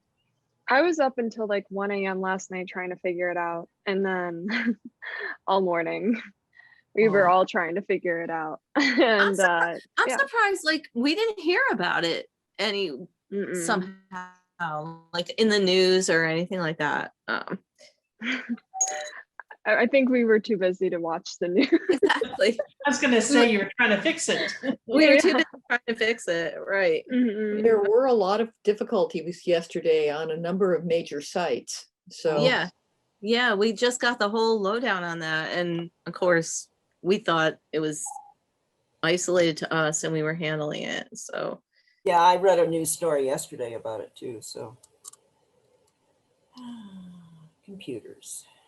Yeah, that's interesting. Of course it would happen on the one day that day that we you're start. launching some, Like, oh, your first ever mystery knit along? Let's do it on June 8th. That sounds like a fantastic time for this. Yeah. All right. Well, if you guys have any questions, I'll be on here for a little while so I can answer questions in the chat, or you can always email Jeeves. I have to say that after the first 10 minutes of, like, you know, several people having the same question about the not getting their clue, everybody seems set now. Okay. And if not, emailing Jeeves is probably the best way. We've posted links in the chat for people who still need to access the first clue. And if you're still really having a problem, you can email Jeeves. But just be nice to Kaya, because she has answered everybody personally and gone above and beyond. You know, none of this, trust us, we don't set out to be like, oh, let's see what kind of mess we can make of the first knit along meetup. Like, let's see who we can really mess up. We don't set out to do that ever. So we like everybody to have a smooth, fun time with our patterns and yarn. For sure. Well, I have to say, I'm happy to hear that Jeeves is residing with you now, because I kind of missed Ask Jeeves. Oh, yeah. Yeah, I remember Ask Jeeves. Used to be my go-to question answerer. Yeah, that used to be such a thing. We've had Jeeves since the beginning. I think that's our customer service That's our concierge email. Mhm. And all of us are Jeeves at one time or another. Well, I'm super Good on excited that. about this knit along, and I just want to thank you both for just hanging in there and getting us to today in the Zoom, because I'm just so excited. It's all worth it when we hear things like that. Truly, like that makes my day. So Oh, good, I'm glad. And also, can I say this is my first time knitting with the Targi, and ooh la la, this is some yummy yarn. Oh. Wait So till you thank watch for it. that too. Did you decide, are you using the white? Yep. Oh yeah, the white is really nice. And it's such a beautiful color of white. I haven't posted it on Ravelry yet, but I went outside and I took some pictures of it last night with some white hydrangeas, and it just really captures like how clear white this Targi really is. It's not like that winter ivory kind of white. I mean, it's just so beautiful and squishy and yummy, and it smells really good too. Is that And then when you wash it, any last traces of yellow kind of come out of it. So thank you all. You're welcome. We were talking about the unbroken sweater, and I see that California Ann has it on. Can you stand up and talk, and so everybody can see? I can try talking. I'm not sure how much you'll be able to see, but We it's can see actually it. chilly enough today at 61 degrees that I'm getting more use out of it. Can you see the back? Yes. Those beautiful cables. Oh, pretty. Oh, yeah. And you And did the that. wonderful in net. I just love this shawl collar so much. And this is the bare color of the Fin Dandy in 3-ply. Fin Dandy 3-ply. Which also colors waiting. Which also can be used to knit the mystery shawl, but we didn't choose it as a kit pattern because the yardage of the one skein falls a little short. So, but it would also make a nice mystery. Well, I might have to think about that too. I sure love knitting with it, so I have lots of it stashed to play with. So if you are in California and you're cold, do you live in Ventura County? We had 95 degrees last week. Today it's 61. Oh, okay. Because I live in Vegas now, but a little over a year ago, I lived in Ventura, California. Yeah. And so I constantly, when I look at the weather, I'm always looking at where I used to live. And it's 63 there today for a high. And it's been there. I mean, I know June gloom, but this is ridiculous. They're having an unseasonable low coming through. No rain, unfortunately, but yeah, cold weather. So I get to wear my sweater again, but I'm up in the mountains, so it is cooler here. Okay. Well, it's a beautiful sweater. Thank you. Anne gets all the credit. Not Anne. I'm in British Columbia and we've been having that kind of weather too. It was hot last week and this week it's been cold and rainy. Oh, that's where I know you from. You're from the Vancouver. You're in the Vancouver Guild, right? Are you in? No, I'm not. Oh, No. I thought I did a Zoom like appearance with the Vancouver Guild a couple months ago, and I thought I recognized you, and then I was thinking maybe I saw her there. Never mind. That's okay. So, talking about Zoom and classes and stuff, if anything good has come out of this pandemic that we're experiencing, it's people learning about Zoom and using Zoom. I mean, I have a friend who is also a weaving instructor that lives in Bolivia, and she goes to our guild meetings in Southern California over Zoom. And she's now starting to teach. She does backstrap weaving. Laverne Waddington is her name. And she's doing workshops through Zoom now. So I've been able to, I got to go to the Maryland Sheep and Wool Festival and buy a bunch of stuff and without leaving my office. And So that's my optimistic outlook on what we've experienced in the last, what, 16 months or so. Yeah, it's pretty cool. We participated in. What's Thanks that? for keeping in touch. Hi, Yeah. Carla. Yep. Yeah, Rich, my husband and I have been doing Zoom meetups with his sister and a bunch of cousins from all over the country. And I've been doing Zoom meetups with my brothers and my niece and nephew, and they're all over the place. So it's, yeah, it's been interesting.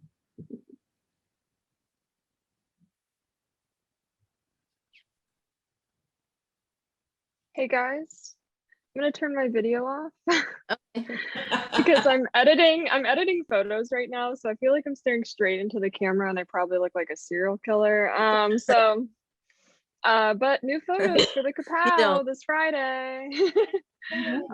Not gonna tell you what the pattern is, but brand new photos, so make sure you check it out. All right. See you later. Talk to you guys later. I think I have to look at that.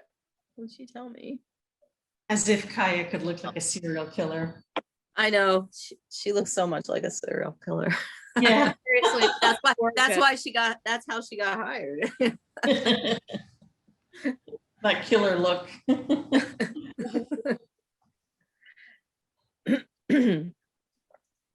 If that's what serial killer looks like, please let me look like that. I mean,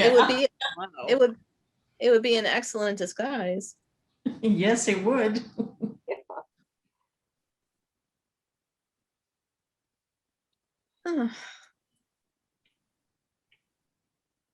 Since so many people are on, may I just ask, is there anybody in North Carolina besides me here on the KAL at all? No? Not me.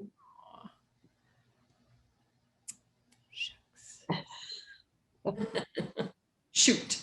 Sorry, Catherine. Or just over the border in South Carolina. Yeah, Myrtle Beach, maybe. I'm in South Carolina. Meet up. Might be fun to meet up. That's all I was thinking about.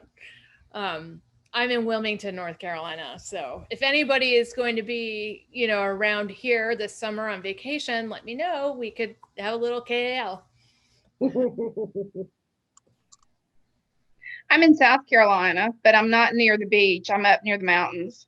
Ah, gotcha. Yeah, in Greenville. Huh. Well, I do like to go to Asheville, and I drive through, go to Columbia, and then up north. So maybe we could meet up. Sure. And my daughter's in Columbia in school, so we're down there quite a bit too. So, awesome. So yeah.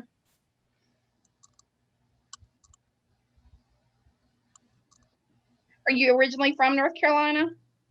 Not originally, but I've been here for 20 some years. So on Ravelry, I'm going to put in the chatter my Ravelry name. So if you want to friend me or something. Okay.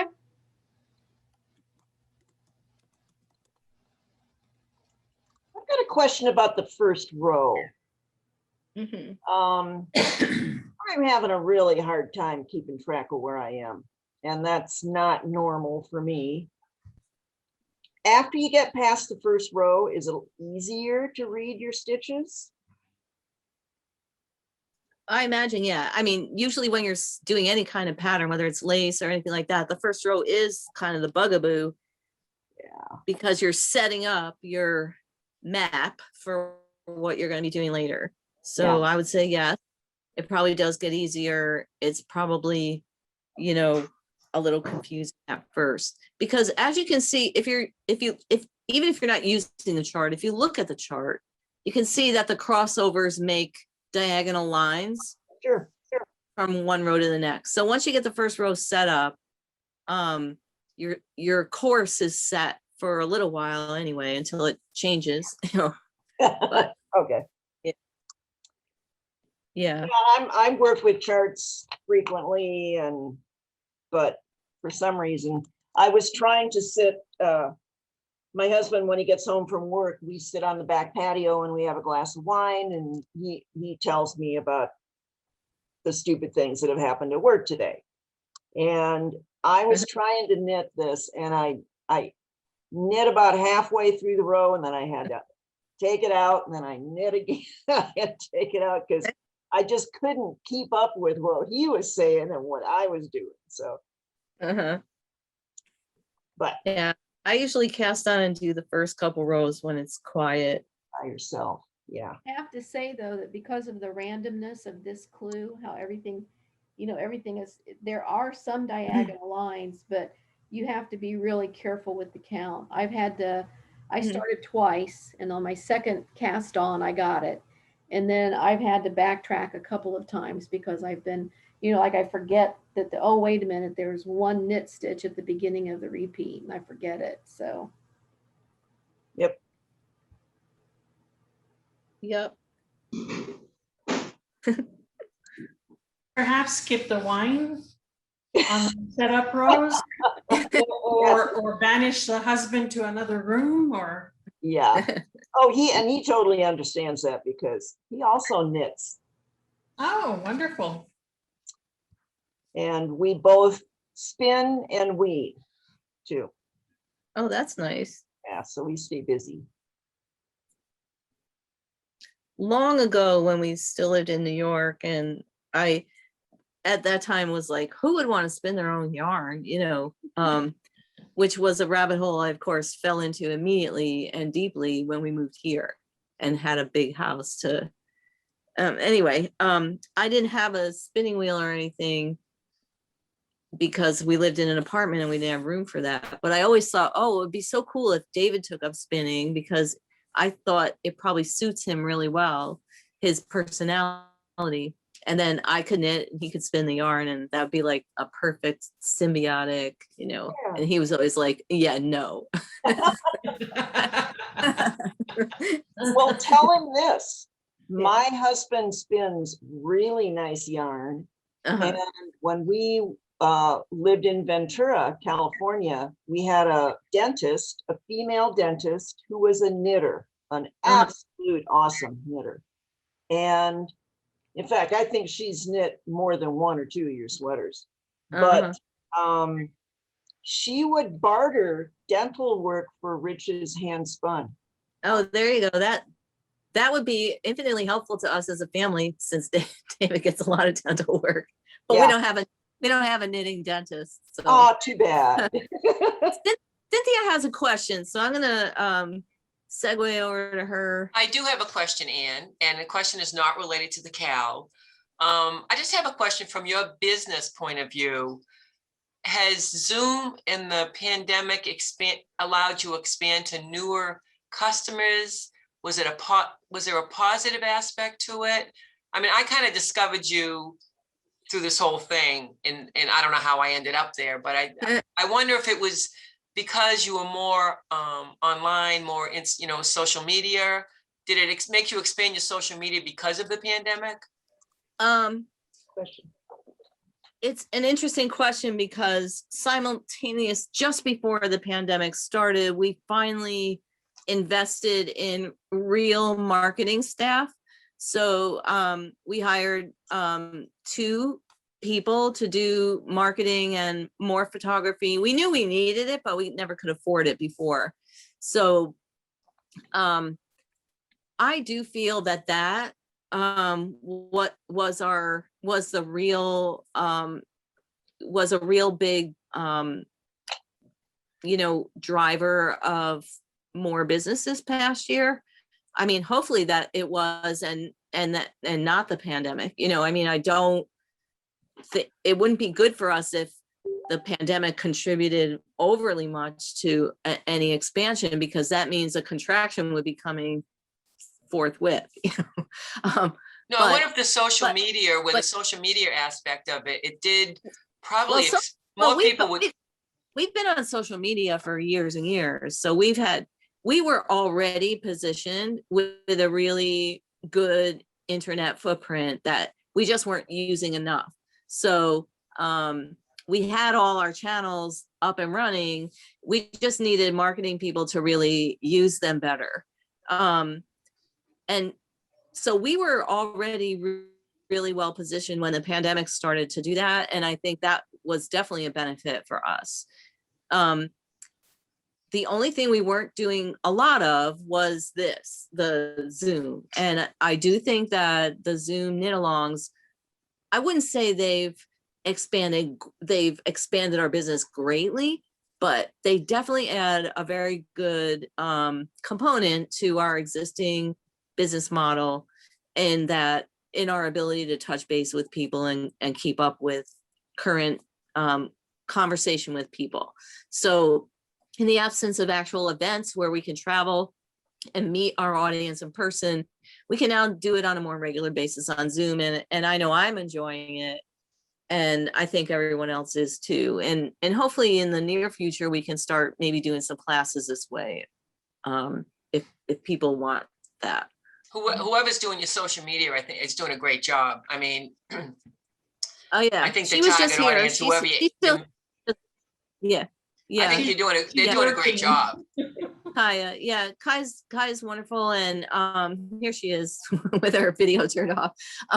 Yes, and she's also a really great photographer for us. You know, she's super interested in fashion. She has kind of all the right components in addition to her skills of really caring and having an interest in the kind of business that we are.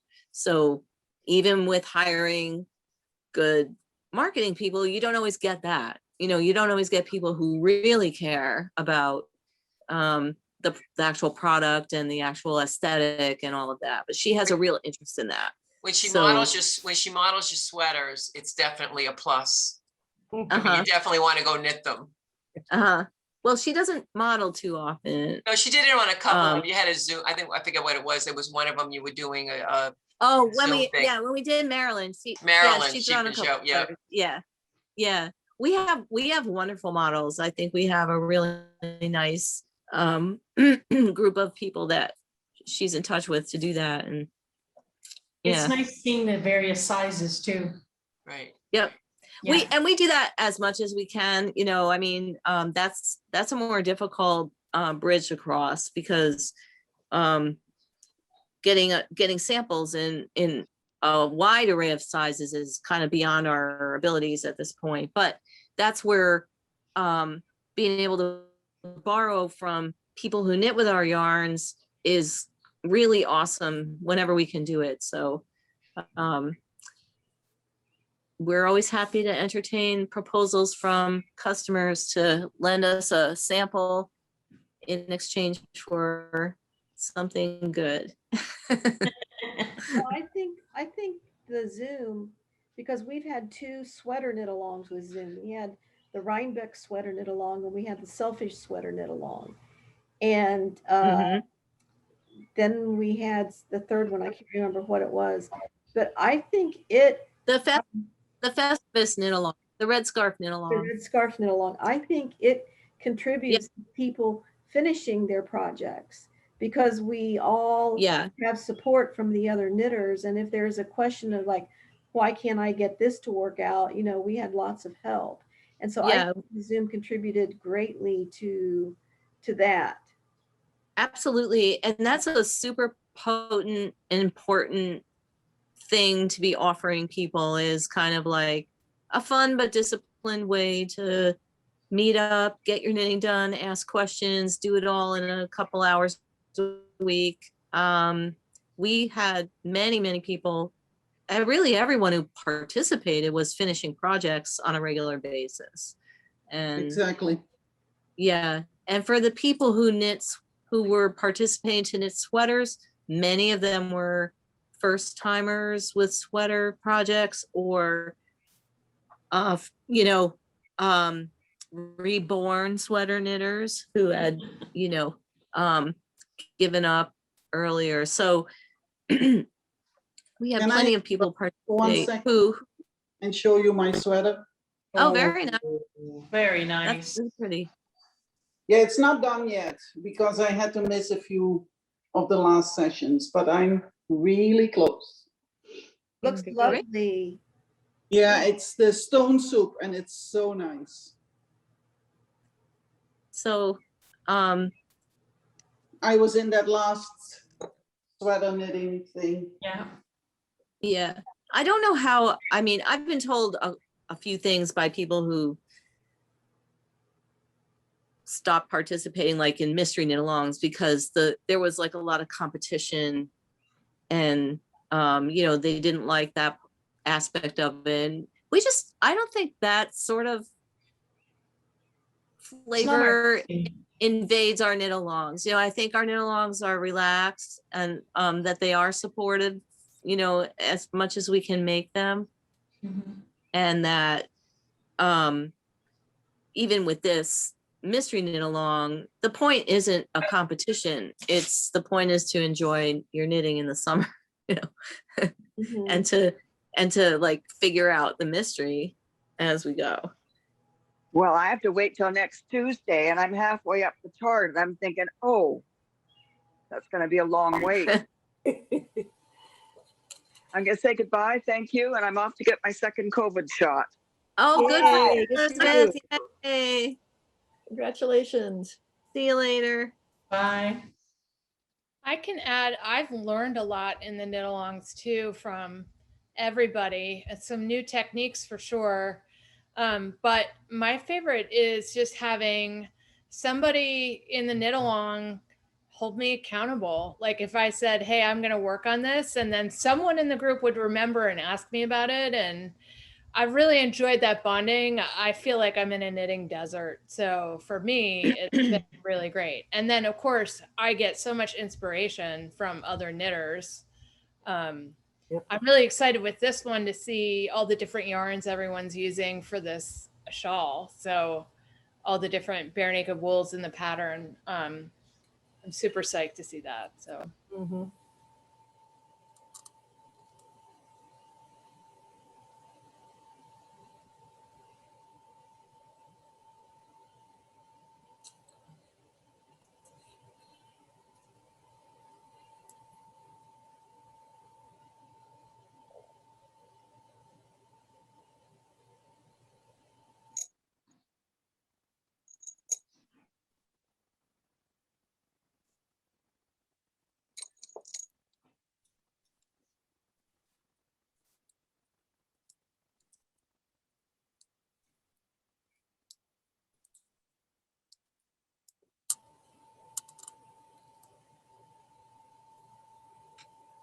Catherine, how is the remodel coming along? Oh, girl, you know, just creeping along. It's fine. I don't have any supply issues. They've done a really good job managing that. Right now, it's just, I'm in an area a lot of people are moving to, and subcontractors are really tempted by somebody waving a little extra money. Can't you come in and do this job or that job? And, but it's fine. I'm not really stressed out about it. I'm more stressed out about my knitting queue, to be honest. Yeah. That must be quite a queue.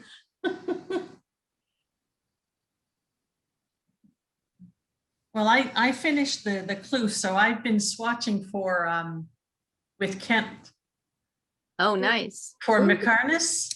Oh, great. So yeah. How do you like the way it handles? Oh man, it's gorgeous. It's gorgeous just like this, but I know once it's washed and blocked, I can't wait to see it. Yeah. But I love the feel of this, and this is going to be something I'm going to enjoy wearing. Yeah, very nice. My mom sent me a picture of a selfie, a selfie of her wearing her sweater. Excellent. And it fits beautiful. I mean, she said she loved it. It was really happy with it. And I would show it. I would show it to everyone, but she had that eye surgery and her eyes are all blue. Oh. Her eyes are all black and blue, and it's like she just didn't think about that when she was taking the pictures. And plus it's she's like looking down at the camera. It's just like hilariously awful looking. But the sweater looked really nice on her. So,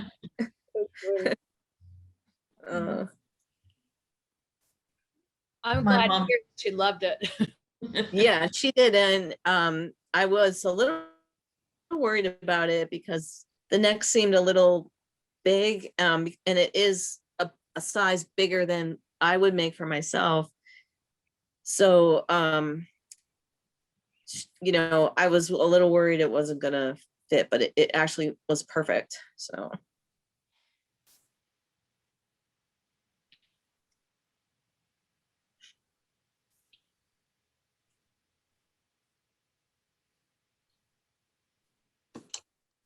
I'll be right back. I have to use the restroom. I'll be right back.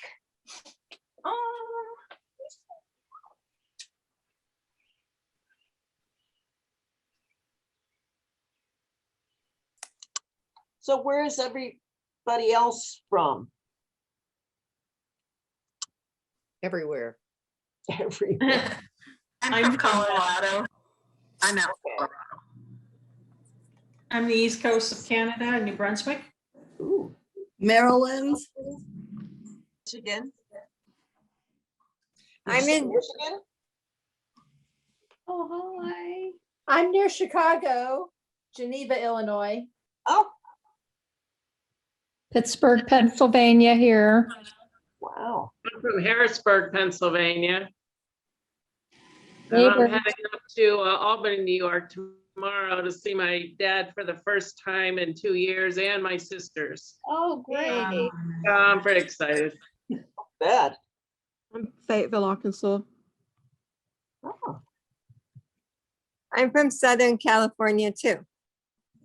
Santa Monica and Oxnard. Oh, we just moved here to Vegas from Ventura. Oh, yeah. So I'm just moving into Oxnard. Oh, you are? Okay. Yeah. Where in Oxnard? Oxnard Shores. Okay. Okay, you're all right. Beautiful. Sorry. She is, yeah. Let me just mute this. The dog is trying to tell us where he's from. So have you Yeah. any A sun at customer all came in the in shop. Oxnard? What's that? Have you seen any sun at all? It's beautiful today. The Is it? sun. Uh-huh. Good. Very nice. I'm Cindy and I'm from Sandusky, Ohio. But our Oxnard and Ventura ladies, I'm wondering, are you familiar with the women of Julia with Yes. the diamond necklace? Yes. No. I got two of them were at a fundraiser I was at, and then we ended up bidding on a house on Hollywood Beach that they had supplied. And then they actually came and did dinner for us there too. So that's, I always think of them when I hear Oxnard or Ventura or whatever. Yeah, that's a pretty awesome story, isn't it? Yes. Yep. I'd like to know more about it. I don't know Okay, well, anything about Okay, there is a book. It's called The Necklace. The author is Cheryl Jarvis. And these 13 women in Ventura went together and bought a diamond necklace, probably maybe 15 years ago at this point. And, you know, they had a system for meeting once a month, and somebody would wear it for a month, and then the next person would wear it for another month. And they just kept, you know, passing it around. But within all this, they discovered that they loved sharing it, you know, more than maybe actually wearing it. And the people that they've met, the people that they've shared it with, I guess the clasp has had to be redone a couple of times because they keep, you know, taking it on and off people. And I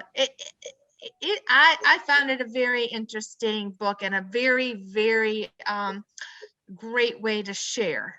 And sounds fun. And it's a beautiful necklace too. Yes. I did get to wear it, so I feel privileged. So you said you bid on staying at a house on Hollywood Beach and you won it? I would assume. Pardon? And did you win it? I had the winning bid. Oh, okay. You know, they had friends who owned the house, and so this donation went to the charity that we were supporting. Oh, But that's great. me, When was that? my husband and I and two other couples went, and about 3, maybe 4 years ago at this point. Okay.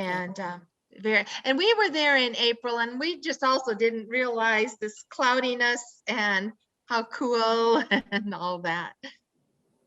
That's neat. How close to the ocean is the house?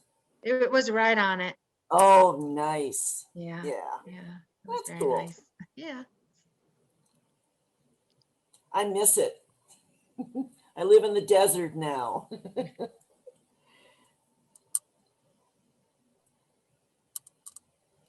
I always say we went and visited Scottsdale one time, and I live by the water here in Ohio. And it's like, I mean, I noticed right away I was not by water. Yeah. Yep. But I have to admit that since moving here, I really understand now the phrase, it's a dry heat, because last summer was our first summer here, and we were one day away from breaking a record in Las Vegas of the record was 37 straight days where the temperature, the high was over 112. Yeah. And so we were like 113, 115 for a full over a month. And on day 38, when we would have set the new record, it was 98. So boo-hoo.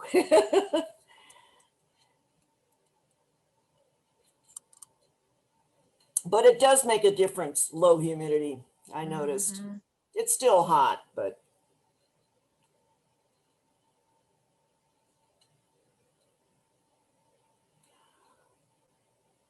It's the same with cold. I used to live in the Yukon, and it's a semi-arid climate. So, you know, minus 58 Celsius is cold, trust me, but it's nothing compared to the cold here, which, you know, minus 25 with a lot of humidity, it goes right through to your bones. It just makes you ache.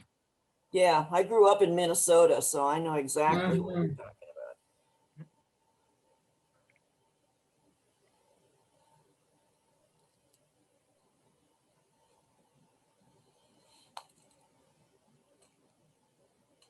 Is anybody else really jealous that they're not over at the shop right now shopping? Watching this girl shopping, and I'm really jealous. Oh, I hadn't noticed her. Yeah, Cardigan was sitting in Anne's seat hosting the Zoom, and it was amazing. And then she came in the shop and she's shopping. Oh, And funny. I'm really jealous because I just want to roll around in some of the yard.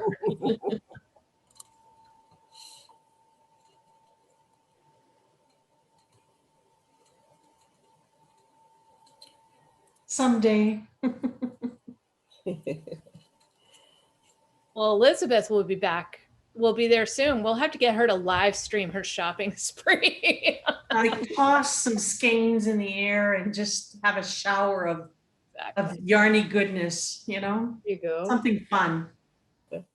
Has to be documented. Kaya can take good pictures or video of that. Oh, yeah.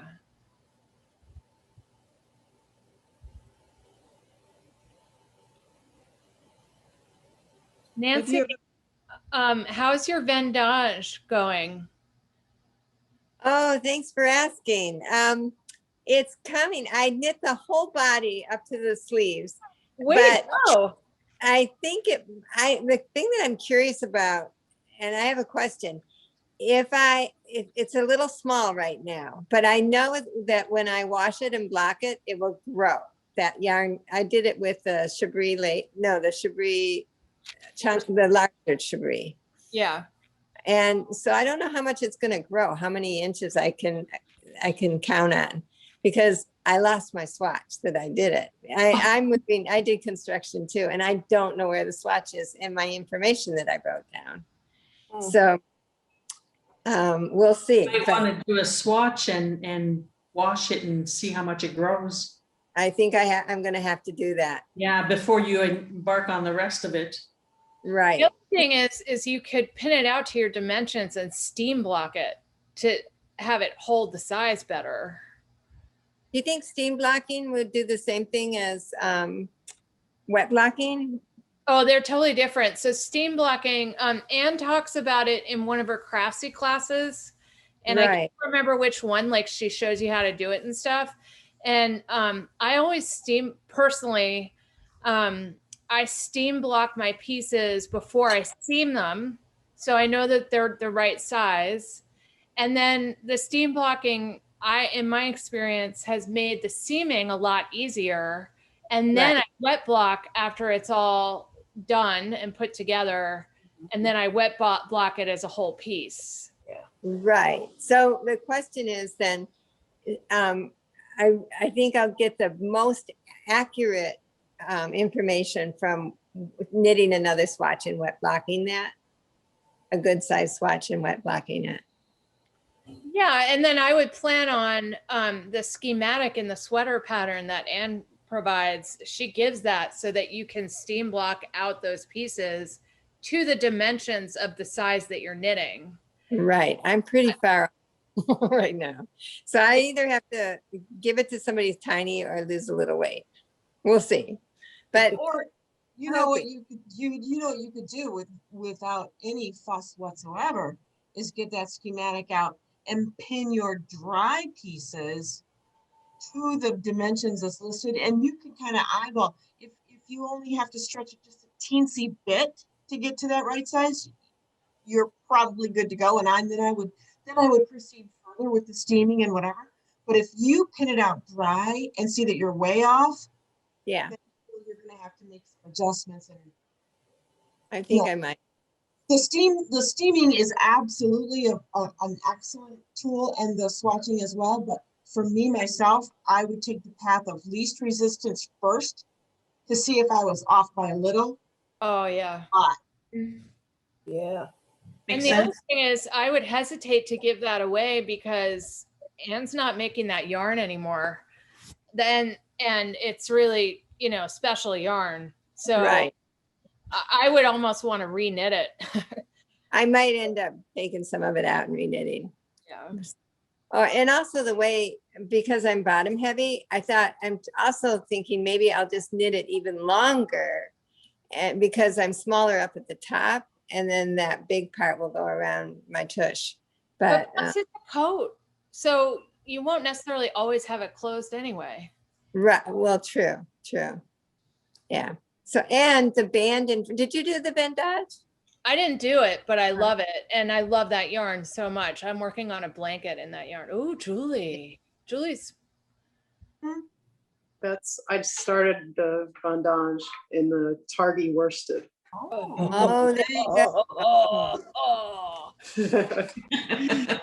So that's gonna puff up nicely when it's blocked like that scarf did. Oh, nice. Oh, Julie. Well, I'm knitting with the Targi because of you. It's your fault. Serves you right, Catherine. Yeah. Such a hardship. I'm using the Targi for the mystery knit along too, but I thought you'd like that after. Oh yeah. The worsted is just so puffy. It's going to be so cozy.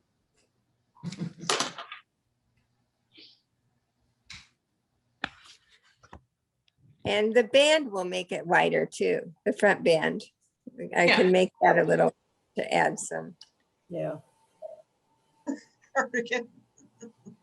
Cardigan, yeah. Well, that's a cute little shopper down there in the shop. Riley. Is that Riley or Cardigan? That was Cardigan. It's a good name for a yarn store dog.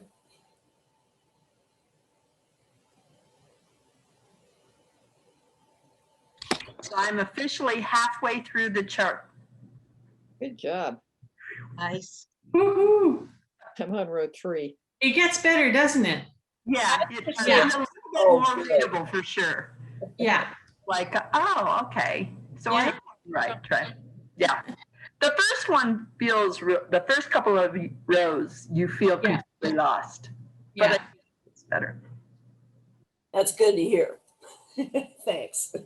I will say on this one, I'm actually knitting from the written instructions, and I'm a chart knitter through and through, but those big empty spaces, I'm just finding it way easier to use the written instructions. Oh yeah, look at you, Debbie. Yeah. Color coded and everything. Muted. I was muted.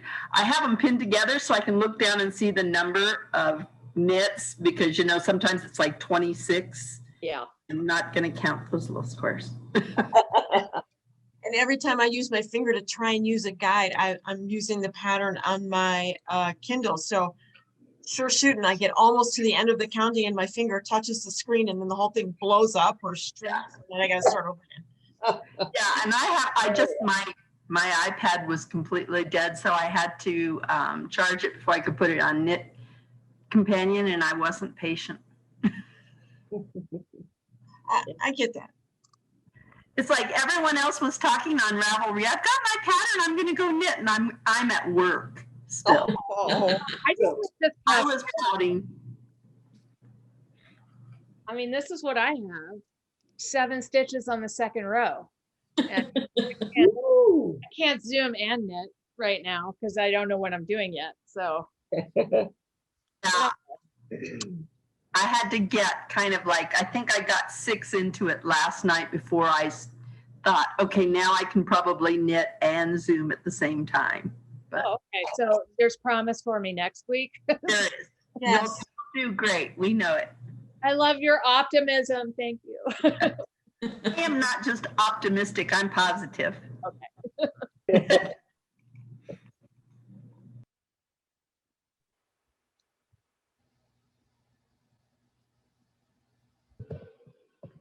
I just finished the first clue.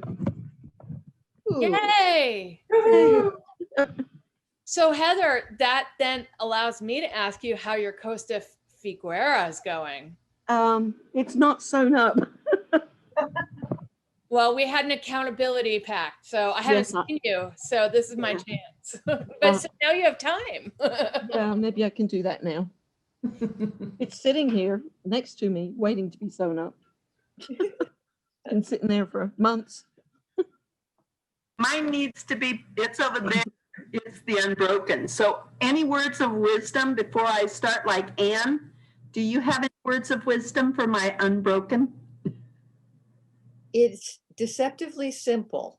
So Really? the main thing is to pay attention to where the cable crosses are, because I have knit right past cable crosses at least twice, because it's not very complicated. And I get suckered in by those ones that seem kind of easy.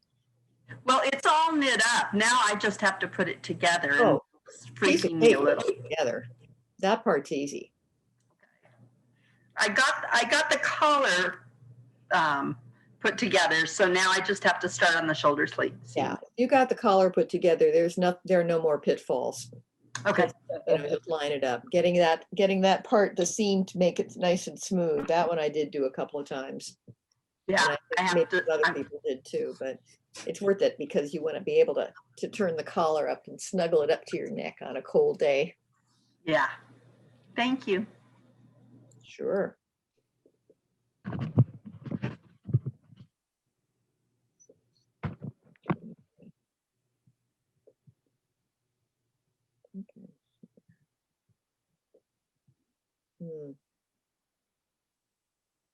It's been fun. We've been as high as 49 participants.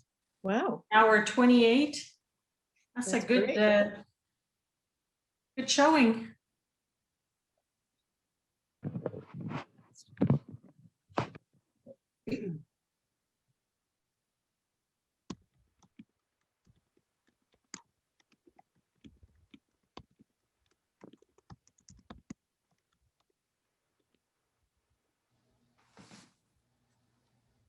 I did sew my ends in my see the sea and block it. So that was something. Go Heather, go. Are you still teaching? Is school over? It's over. Yeah, it's over here too. Yeah. And I'm going to England in 2 weeks. Wonderful. So Wait, I how think do you get to do that? Huh? How do you get to do that? Because you're a British citizen? Yeah, I'm going to use my British passport and say I'm coming home, and they'll let you go home. And then coming back, I'll use my American passport and say, well, I'm going home. There's no problem coming home. It's just Americans aren't allowed in the UK yet. Well, I'll use my British passport that end. Yeah. So, Jealous. but it's going to be a nightmare. This is why it's going to be a nightmare. You have to get tested 72 hours, within 72 hours of arriving. Okay. Oh. You have to get tested twice when you're there and be quarantined for the first 10 days. Wow. And then 72 hours, within 72 hours of coming back, I have to be tested again. Now, I could be tested one extra time and get out of quarantine on day 8 instead of day 10. And Do you have to pay to test, or can you go to the NHS? you have to pay. But you have to do it by mail because you're quarantined. But even though you're a British citizen, you can't go to the NHS. No. It's connected with travel. It's not connected with health in the same way, Yeah. So for traveling purposes, you've got to do it privately.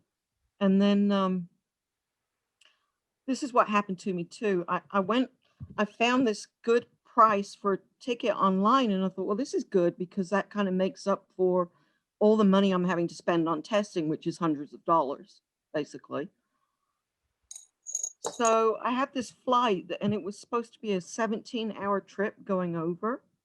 Ooh. And then I just recently got informed that one of my flights had changed, and now it's a 41-hour trip. What? My God. Oh. That's because there are no direct flights from the United States to the UK, right? You have to go to another hub. Yeah, but I was supposed to be going from Northwest Arkansas to Atlanta to Amsterdam to Leeds. And it was 17 hours, but then what they did was I got thrown off the initial Amsterdam Leeds flight and put on the one 24 hours later. So I've got a 24-hour overnight in Amsterdam now. Well, sometimes you can is nice. when they do that and say that's not acceptable. And make them change it. You might be able to. Well, I did. And what they offered me instead was a 23-hour stay in Atlanta. And I said, well, what's the difference? I make them pay for your hotel room. Yeah, and I was trying to get to speak to a manager because I was going to ask for that, and they were supposed to call me and they didn't, so I'm going to have to call them again. I will tell you, I have had success with problems like that going to the airport and talking to the gate agent when they're not boarding a flight. Yeah. That's like when you sort of get lost in the system with that. Yeah. And I mean, I have a tiny airport, and I've been able to do that, but it depends on the airline, and it sounds like it's Delta. You did good. Yeah. Now, actually, it's Virgin Atlantic. Oh, interesting. But actually, my daughter has a totally different attitude. She was like, "That's wonderful. You can go meet Stephen West." Yeah. True. He's in his shop that day. Yeah, you take that easy train right into town. Yeah. And not So far anyway. from there, actually, Heather, is a really good button shop. Oh. And I'll go back through some of my travel journals and see if I can find the name. And I remember it was on the web, and if they made it through COVID, it's definitely worth dropping in. So it's near the airport, or? No, it's in town, not it's far in town. from Stephen West, not far from Stephen and Penelope. Yeah, I've never been to Stephen and Penelope. It's a small yarn shop, but it's nice. Yeah, it's very nice. Yeah. It's usually decorated with a bike outside that's been yarn bombed. And don't forget the Rijksmuseum has like a museum at the airport now. Oh. They've opened like a wing and they rotate paintings in and out of the airport. Yeah. Just, you know, because they have too many paintings for the museum. Oh, that's nice. And they It's also really- have that really cool capsule hotel in the Amsterdam airport. where, Where you Really? sleep in a tube. yeah, you sleep in like a little bunkie in the Oh. airport. Yeah. It's like Oh, getting I a like lock. that. It's kind of like a human locker. You rent a locker and That might be good because I literally have a friend who intentionally booked a, you know, like a gap in her trip so that she was then forced to stay at the Wow. capsule hotel. Well, that could be good because report.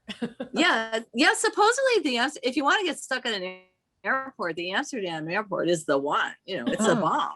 Well, at least that's good to know. The other thing that's stressful though is you have to keep track of who's what. Like for us, the Netherlands is a red country. For the UK right now, the Netherlands is an amber country. If the Netherlands turns into a red country, then they might try and make me stay in a hotel for 10 days when I get to the UK. And I'm only going for 2.5 weeks this time. So Well, I think for us in the United States, they announced new lifting of restrictions with, I think, almost all of Europe. So whatever restrictions they had, they've lifted. The UK just won't allow Americans yet. So, But she's flying on a Virgin Airways. So whatever restrictions the UK has for Amsterdam is what's going to affect her trip, right? yeah. It's Because just she's going to. Right now it's amber for the UK. I'm just praying it doesn't change to red because then it'll be a big problem. And of course, the other thing is you have to pray. I have to pray that I get a negative test when I get my test within 72 hours of arriving. You know, if it turns out to be positive, that's the trip gone. Yeah. You know, it's all crazy. So Well, honestly, a lot of knitting. huh? Take a lot of knitting just in case. Yeah. When are you going? When are you going, Heather? June 22nd. Oh, okay. And I'm coming back July 9th. And I'm taking with me a sweater that's kind of 3/4 finished for my sister that I kind of put on hold. So I'm going to take that and make myself finish that while I'm there. Take some lace just in case. It won't take up any room in your suitcase, and It'll take a long time to knit. Well, it's a good idea to take the sweater for your sister and finish it and leave it there with her. Yeah. Yeah. Especially mail is more and more expensive all the time. And unreliable. Yeah. Yeah.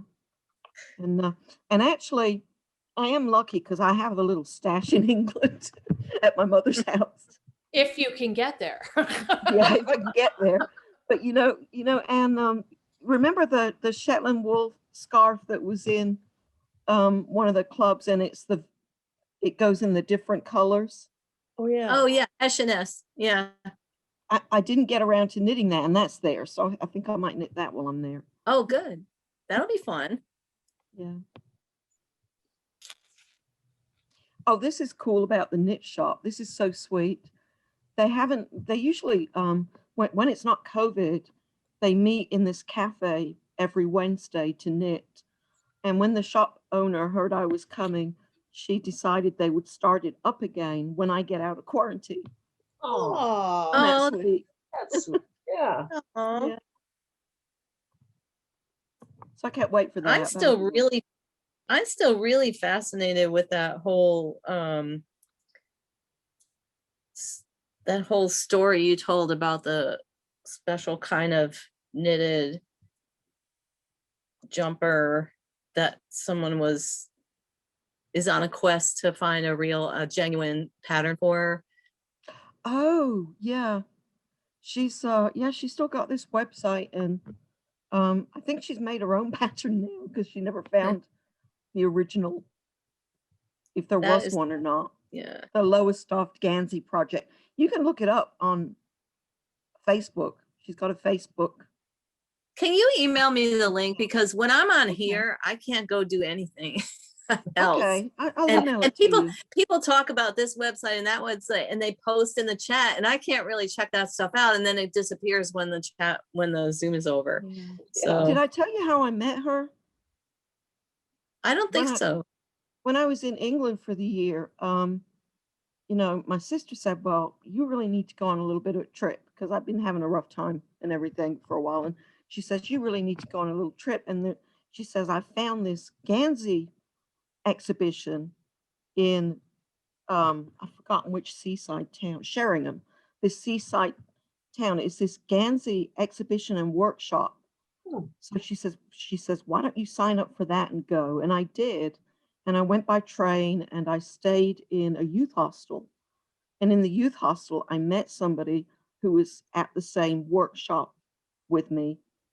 So, and she's the one who started up this Lowestoft Gansey project, looking for the Lowestoft Gansey. So we hung out together for the entire, I guess it was about 3 days. We were at this workshop. And there was a lady over from the Netherlands who had done a book on all the Netherlands Gansey patterns. And that was what the exhibition was as well. So I think I have that book. I have a book of Dutch Gansey. It's not that old. Like, she didn't write it that long ago. Maybe and she's maybe done 10 years. Yeah. Sorry, she did a children's one recently. Oh, really? Yeah, yeah. I'll have to look for that. In fact, that's being exhibited right now in the same place. But I won't be able to travel when I get there, so I won't be going there. But I love to collect those books because they go out of print right almost after the first printing, and then they're gone. And I have a kind of desire to have a library of all that stuff. So, as you know, Heather and I are really old friends, and we actually have been through, we used to just talk about all this like really obscure knitting knowledge when we had our get-togethers. Yeah. you should give me a list sometime of the ones you've got, and then I could look for ones you don't have when I'm in England. Oh, okay. Oh, that's. I should just come to England. I should just come to England with you sometime, and we should just do it right. Now that would be awesome. And what we should really do is we should do a Shetland trip someday. That I would love. I would love to go to Shetland Wool Week, or I would rather go to Shetland when it's not Wool Week, but it's tempting to want to be there at Wool Week. Yeah. Don't want to go during Wool Week. Yeah. You do not. Yeah. And that's what all the local, I've been to Shetland twice, and that's what all the local designers and stuff say. Don't go at Wool Week. It's too big. You don't get any time with the designers. The designers are overwhelmed. You want to go not during Wool Week. What is it? Do you want to come up here? Come on. No. You want your dinner. I almost applied for a job in Fair Isle at one point. They needed a teacher on Fair Isle. Oh, and that would have been so fun. fun. They have this thing on Fair Isle that they were looking for people to live there because the population's getting so small. They'll actually give you a house to live in. Really? Yeah. Let's go. I'm calling the immigration attorney right now.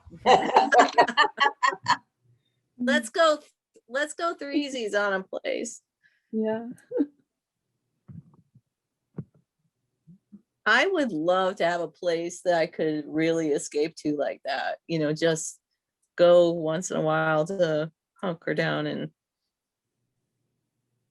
get real. Just Oh, it would be a lovely retreat, wouldn't it? Yep.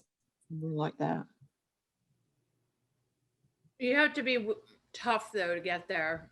You have to be Mhm. willing to spend the night on a ferry and deal with the North Sea, or Yeah. book a flight and hope it flies, because they always get canceled for the weather. And when it does, it's, you know, like going on a rocket. You're bumping the whole time. Yeah. You can't Yeah. knit. But it's worth it. I'm pretty adventurous. I love watching the TV shows for the knitting. Like, I can't remember what the Shetland one with the detective. It's called Shetland. Yeah. It is called Shetland. Yeah. Yep. And then All Creatures Great and Small. Oh yeah, and that's stuff. great best. Yeah.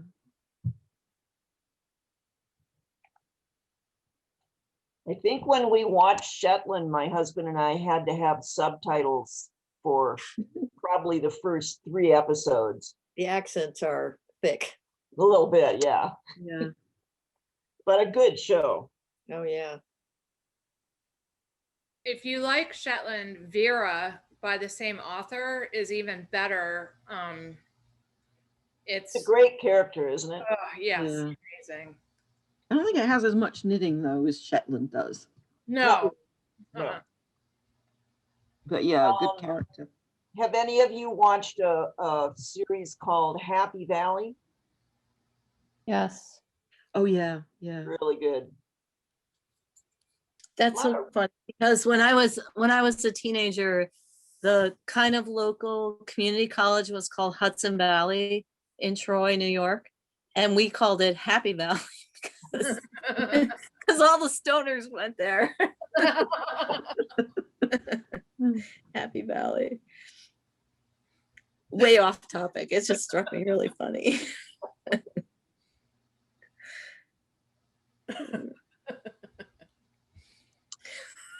That's like going to Rhinebeck and then taking a detour into Woodstock. You know you're in Woodstock when you get there. Yeah.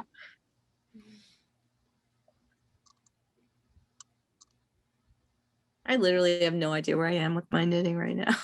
I gave up. No, I mean I'm knitting along, but I'm like, I don't even know what row I'm on. I'm still on the first row. I'm not even knitting the same thing you guys are. That's what's so funny. Yeah, I don't know what I'm doing here. I tried your grandma's cast on this. I really liked it. And Yeah. It's a nice, robust cast on. well, I have a problem quite often that I get. You froze, Heather. Whoops. Uh-oh, she's frozen. Yeah. Isn't technology wonderful? Zoom disease. Hmm. That's not in the right place. Okay, I have to stop.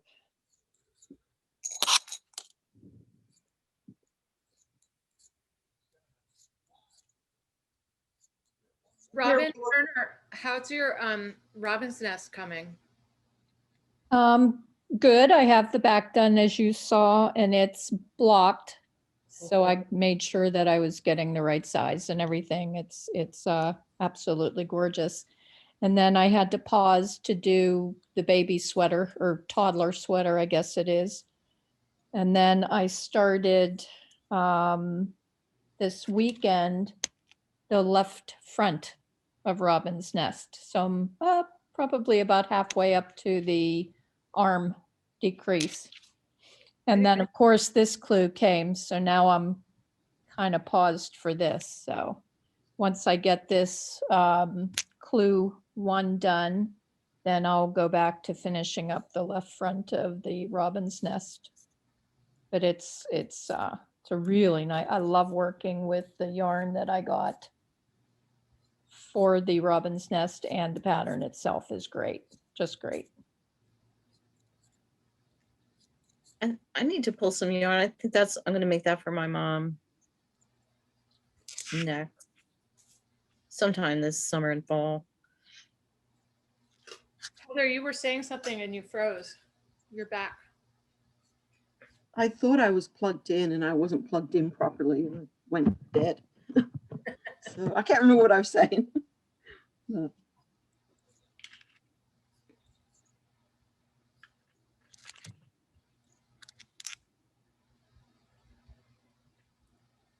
We were talking about TV shows, is all I remember. I'm gonna look up that Vera show. Oh, it's good. It's really good. It's so good. You would love it, Em. Yeah, I'm trying to think of what I've been watching. Well, we've been watching Mayor of Easttown. Ah, I caught just the end of it without having seen the whole thing. It was grim. And yeah, it's not a happy, it's not a happy show.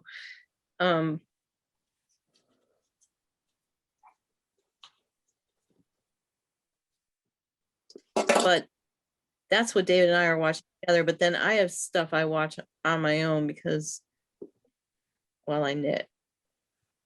And usually it's mystery stuff. So Vera sounds perfect. Oh, she's fun. Because I finished up whatever I have been watching on my own and finished up recently. Yeah, it's Brenda Blethyn. Is that right? I think that's how you say it. I think that's how you say it. I think so. Yeah. Yeah, she's awesome. All those scarves and raincoats that she wears. She's great. She's kind of like a British Columbo. Yeah. Yeah. I think she's on, I think the character's on the spectrum. What do you think? Oh, yeah. Yeah. Could be. Yeah. Yeah. Because she's so awkward. Yeah. She's a what? I She's think awkward. spectrum. She's sort of emotionally detached, but very aware of what's going on. She has a good balance to her. Yeah.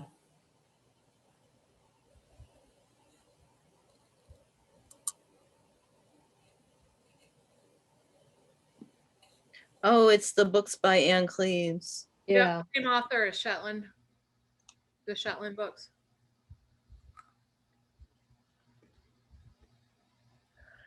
And I like Shetland, but Vera is even better, really, I think. The characters. Yeah, plus it's still going on. It looks like they might be going for that same kind of character that the Kate Atkinson books are centered around, that detective who's kind of big and ungainly and awkward and British. Jackson Brody. Yeah. No, the woman. Oh. The woman.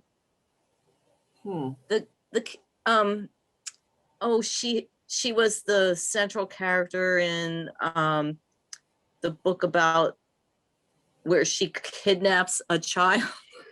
She's a detective. She kidnaps a child to save the child from the situation it's in, and then tries to like smuggle it. And she keeps having to hide the fact that she has this child. No.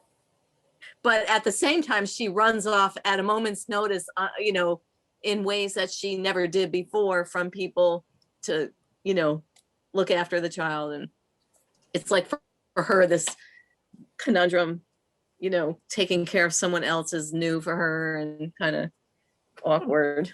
Oh, interesting. Riley, come here.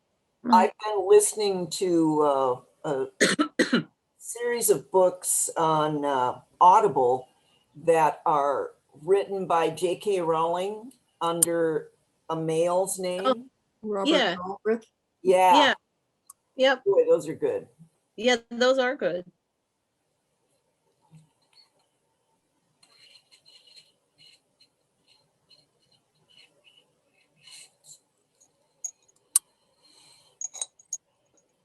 Actually, Heather's the one who got me turned on to like good crime drama, good detective stories. I always thought they were kind of silly. And then she's like, oh no, you have to try this author and that author. And then I just totally got sucked in. Sophie Hannah's good too, of current writers. I don't think any of her stuff's been televised. Sophie Hannah. I'm trying to think if I have ever read anything by her.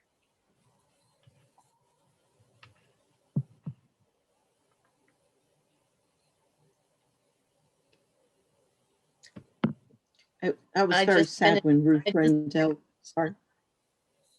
Yeah. Yeah, I like her. I just finished the new Tana French book. Which one is that? The which No, one's not the witch new one? The new one is called oh crap. The Searcher. Okay.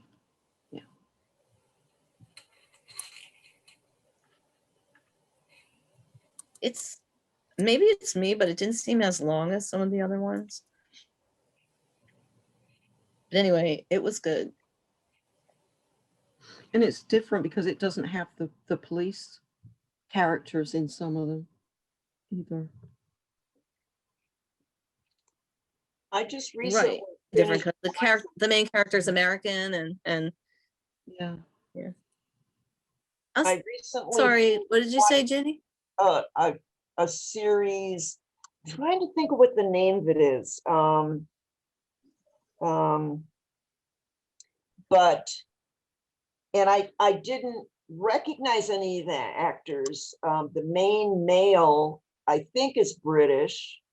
And as it turns out, I was watching Graham Norton, and this actor was on the show, and I was shocked to find out that he's the main male character in the 50 Shades of Grey movies. Oh, I know what you're talking about. It's a new series on Stars or Showtime or something, and it's One an of those. Irish like Yes, because it's in murder Belfast. mystery. Yeah, Yeah. it's in Belfast. And It's it's supposed to be serial good. killer. Yeah. Really good. So what's the series about? It's about, I think, a wealthy the daughter of a self-made man, I think, who gets a boyfriend to help her murder the father so they could have the money. And I think things kind of go south. I think it's around, it's maybe the beginning of the industrial era in Ireland or something. Oh, no, no, totally different. It's about a serial killer. Oh, I'm thinking about a different one then. Okay. And a woman. The woman is she was in the X-Files, Gillian Turner. No, Yes. Gillian Anderson. Anderson. Yes, yeah. She is some kind of a police person from another city, and It's called like The Borders or something like that. I know what you're talking about, Jenny. And so she comes to Belfast to work on this serial killer case. And Northern Ireland, yeah. yeah, and it's just intense at times. Really good story. Have any of you seen Manifest? It's about a flight. Well, probably shouldn't talk about it before you trip to England, but it's about a flight that doesn't come to a good end, and all the stuff that yeah, it's pretty interesting. I think I read a review of it, but I haven't seen it. I feel like I've seen that. And I think it's got 2 seasons.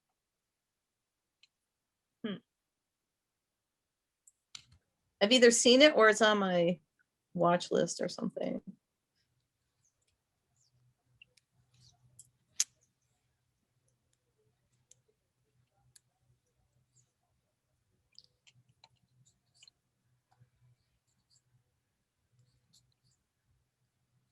Well, I just want to say thanks again to everybody. I'm going to go grab some dinner, but it's just really good to see you all. And Yeah. Great week. Thank you so much, Anne and everybody and Kaya and bye guys.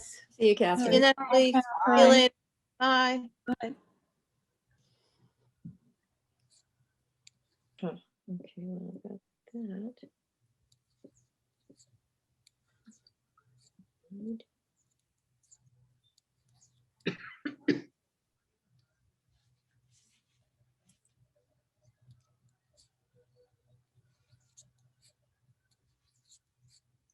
And I'm really liking my Kent Lace from the barn box Oh, good. wall. I'm on the second, what am I on? Hem B. And the detail is really standing out. What are you knitting again? Squall. I'm knitting the small size of squall that we knit. Oh, squall. Yeah. I wasn't catching the S sound. I'm like, wall. Like, what pattern was that? It's been a long day. Oh, that's going to be pretty. It's really showing the detail great. Jose's going to knit a Mukarnas pullover with hers Oh, she is nice. because we shipped it twice because her package wasn't getting there and she got them both. Oh, So today? she's like, I'll just keep this. Excellent. Within the last couple days. Yeah. 'Cause I know she was waiting for one there. Yeah. So she's gonna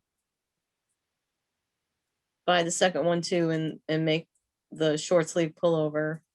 Cool.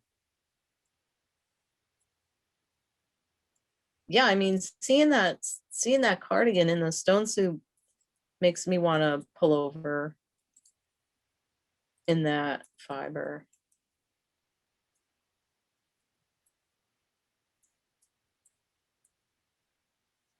Is there a cast on that you think works pretty well with this shawl, this pattern? With what? With this pattern, the mystery pattern. I use my grandma's cast on for pretty much everything. So the thing with casting on is not which one you use, but that you take care not to cast on too tight. And usually you can control that. If you're doing like a 2-stranded cast on, you can control that by how much or how little you tighten your left hand strand as you cast on. Right. And then if you're doing like a cable cast on or a knitted cast on, by just spacing your stitches further apart as you cast on. So that's really the key to a stretchy cast on. I mean, you can try all kinds of casts on, but if you're still yanking your yarn as you do it, it's going to be too tight. Yeah. You're not going to be able to block it. So now, somebody in the chat, the number of people mentioned some waitress. Chinese waitress. I don't know that one. Chinese waitress. Yeah. Is that kind of convoluted, or? I'm not familiar with it, but someone who is may be able to speak to it better than me. I mean, I know about it. I just I don't use it. So. Got it. Well, I was asking because I have to start over. Me too. I got to the end of the row. Oh, good. So I don't feel so bad. Oh, no, I'm just dripping out from row 3 myself. And I had extra stitches, but then I counted, just got done counting, and I didn't actually have enough cast on. So best thing to do is start over. Yep. I hate when that happens. I've done that before. You get like 6 rows into something. It's like, oh yeah, I didn't cast on enough. Yeah. Or too many. And it's somehow worked out the first few rows, and then you get there and somehow then it doesn't. Yeah. Grr. Yeah, I had my twisted stitches in the wrong place and they weren't going the right way, and I couldn't drop down and fix them without losing my place. So yeah, I discovered that I forgot to purl in between the twisted in more than one spot. So I just thought,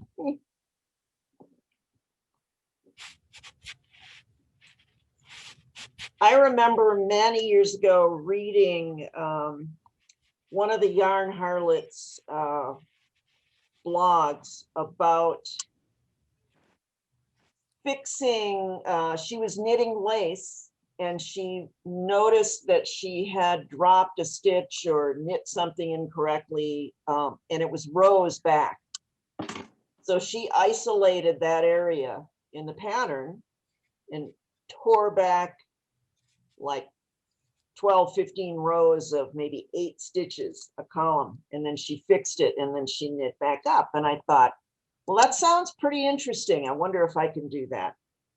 So I bookmarked that blog, and a few months later, I had a similar situation. So I did it and it worked. It was awesome. And so now I'm knitting, well, before we moved a year ago, I was knitting a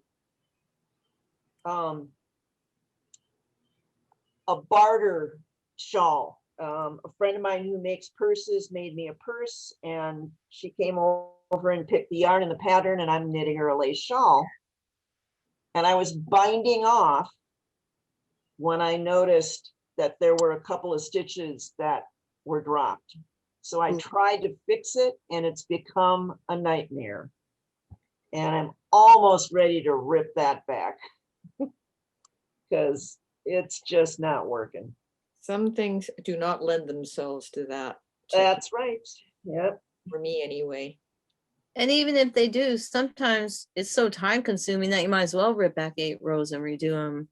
Well, yeah, because it's hard to get the tension the same when you're doing that kind of repair, I think. Yep. And this is silk that I'm knitting with, so it doesn't have any give. Oh. And yeah, so it's been, but it's got beads on it, so it's just oh my God. a nightmare. So do any of you have, for long tail cast on, do any of you have any little tricks on how to estimate how much your first tail should be? 1 inch per stitch is always my kind of go-to. And I if it's needle sizes between, say, like 5 and 9 or so, that's usually a pretty good, it won't undercut you for sure. Okay. It might, you might end up with a, you know, with an long end. tail, but that's yeah. okay. Better Yeah. that than Yeah, not and having I just measure from my nose to the end of my arm. I don't even really measure it. So okay. All right. Yeah, that works pretty well for me, and that's the easiest. I mean, you can wrap your yarn around your needle, and there's all kinds of stuff, but that's super simple. Okay. Good. But if anyone else has one they love.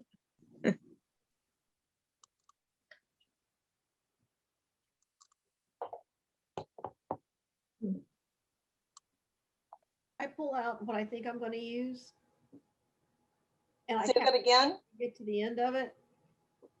And if I'm short, I say some cuss words and rip it all out and add on. And I just do trial and error. Although if I've got a lot of stitches to cast on, I'll say, okay, like I cast on 413 for this one, for the squall. It's a 413 stitch cast on. I did the cable cast on though. I did not do the long tail. So anyway, if I were to do the long tail, I would probably take, okay, I think I'm going to use this much. And then I would put a little slip knot at the halfway mark. And then I'd put another little slip mark at the halfway mark there. And I'd cast on 100. And if I hadn't reached my little slip knot thingy, I knew that I had plenty. Okay. Yeah. I've done that before. I've heard people talk about if you're casting on from a cake, to one leg is from the inside of the ball or the cake and one leg is from the outside. Mm-hmm. So that way you have like and you tie those two together or slip knot or whatever, and that's where you start. And then when you get done casting on, you just cut off the end that you don't want to be pulling off. You know, if you want to keep it in the center, you cut off the outside of the cake. I've And done that. And I've also had really good luck spit splicing when I run out of cast on yarn. I just don't worry about it that much. yeah. Oh.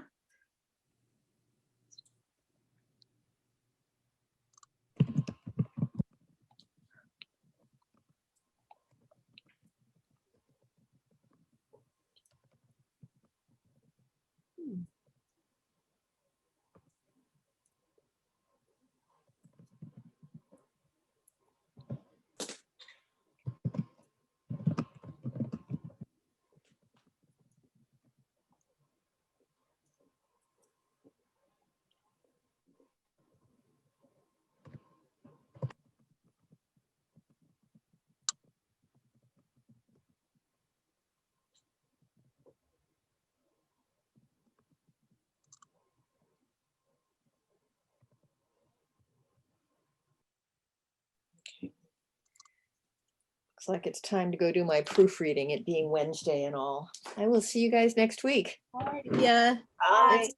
it's pretty much time to sign off. We'll see you guys next week. All right. Have a great Good week. night. Bye. Good night. Bye-bye. Good night.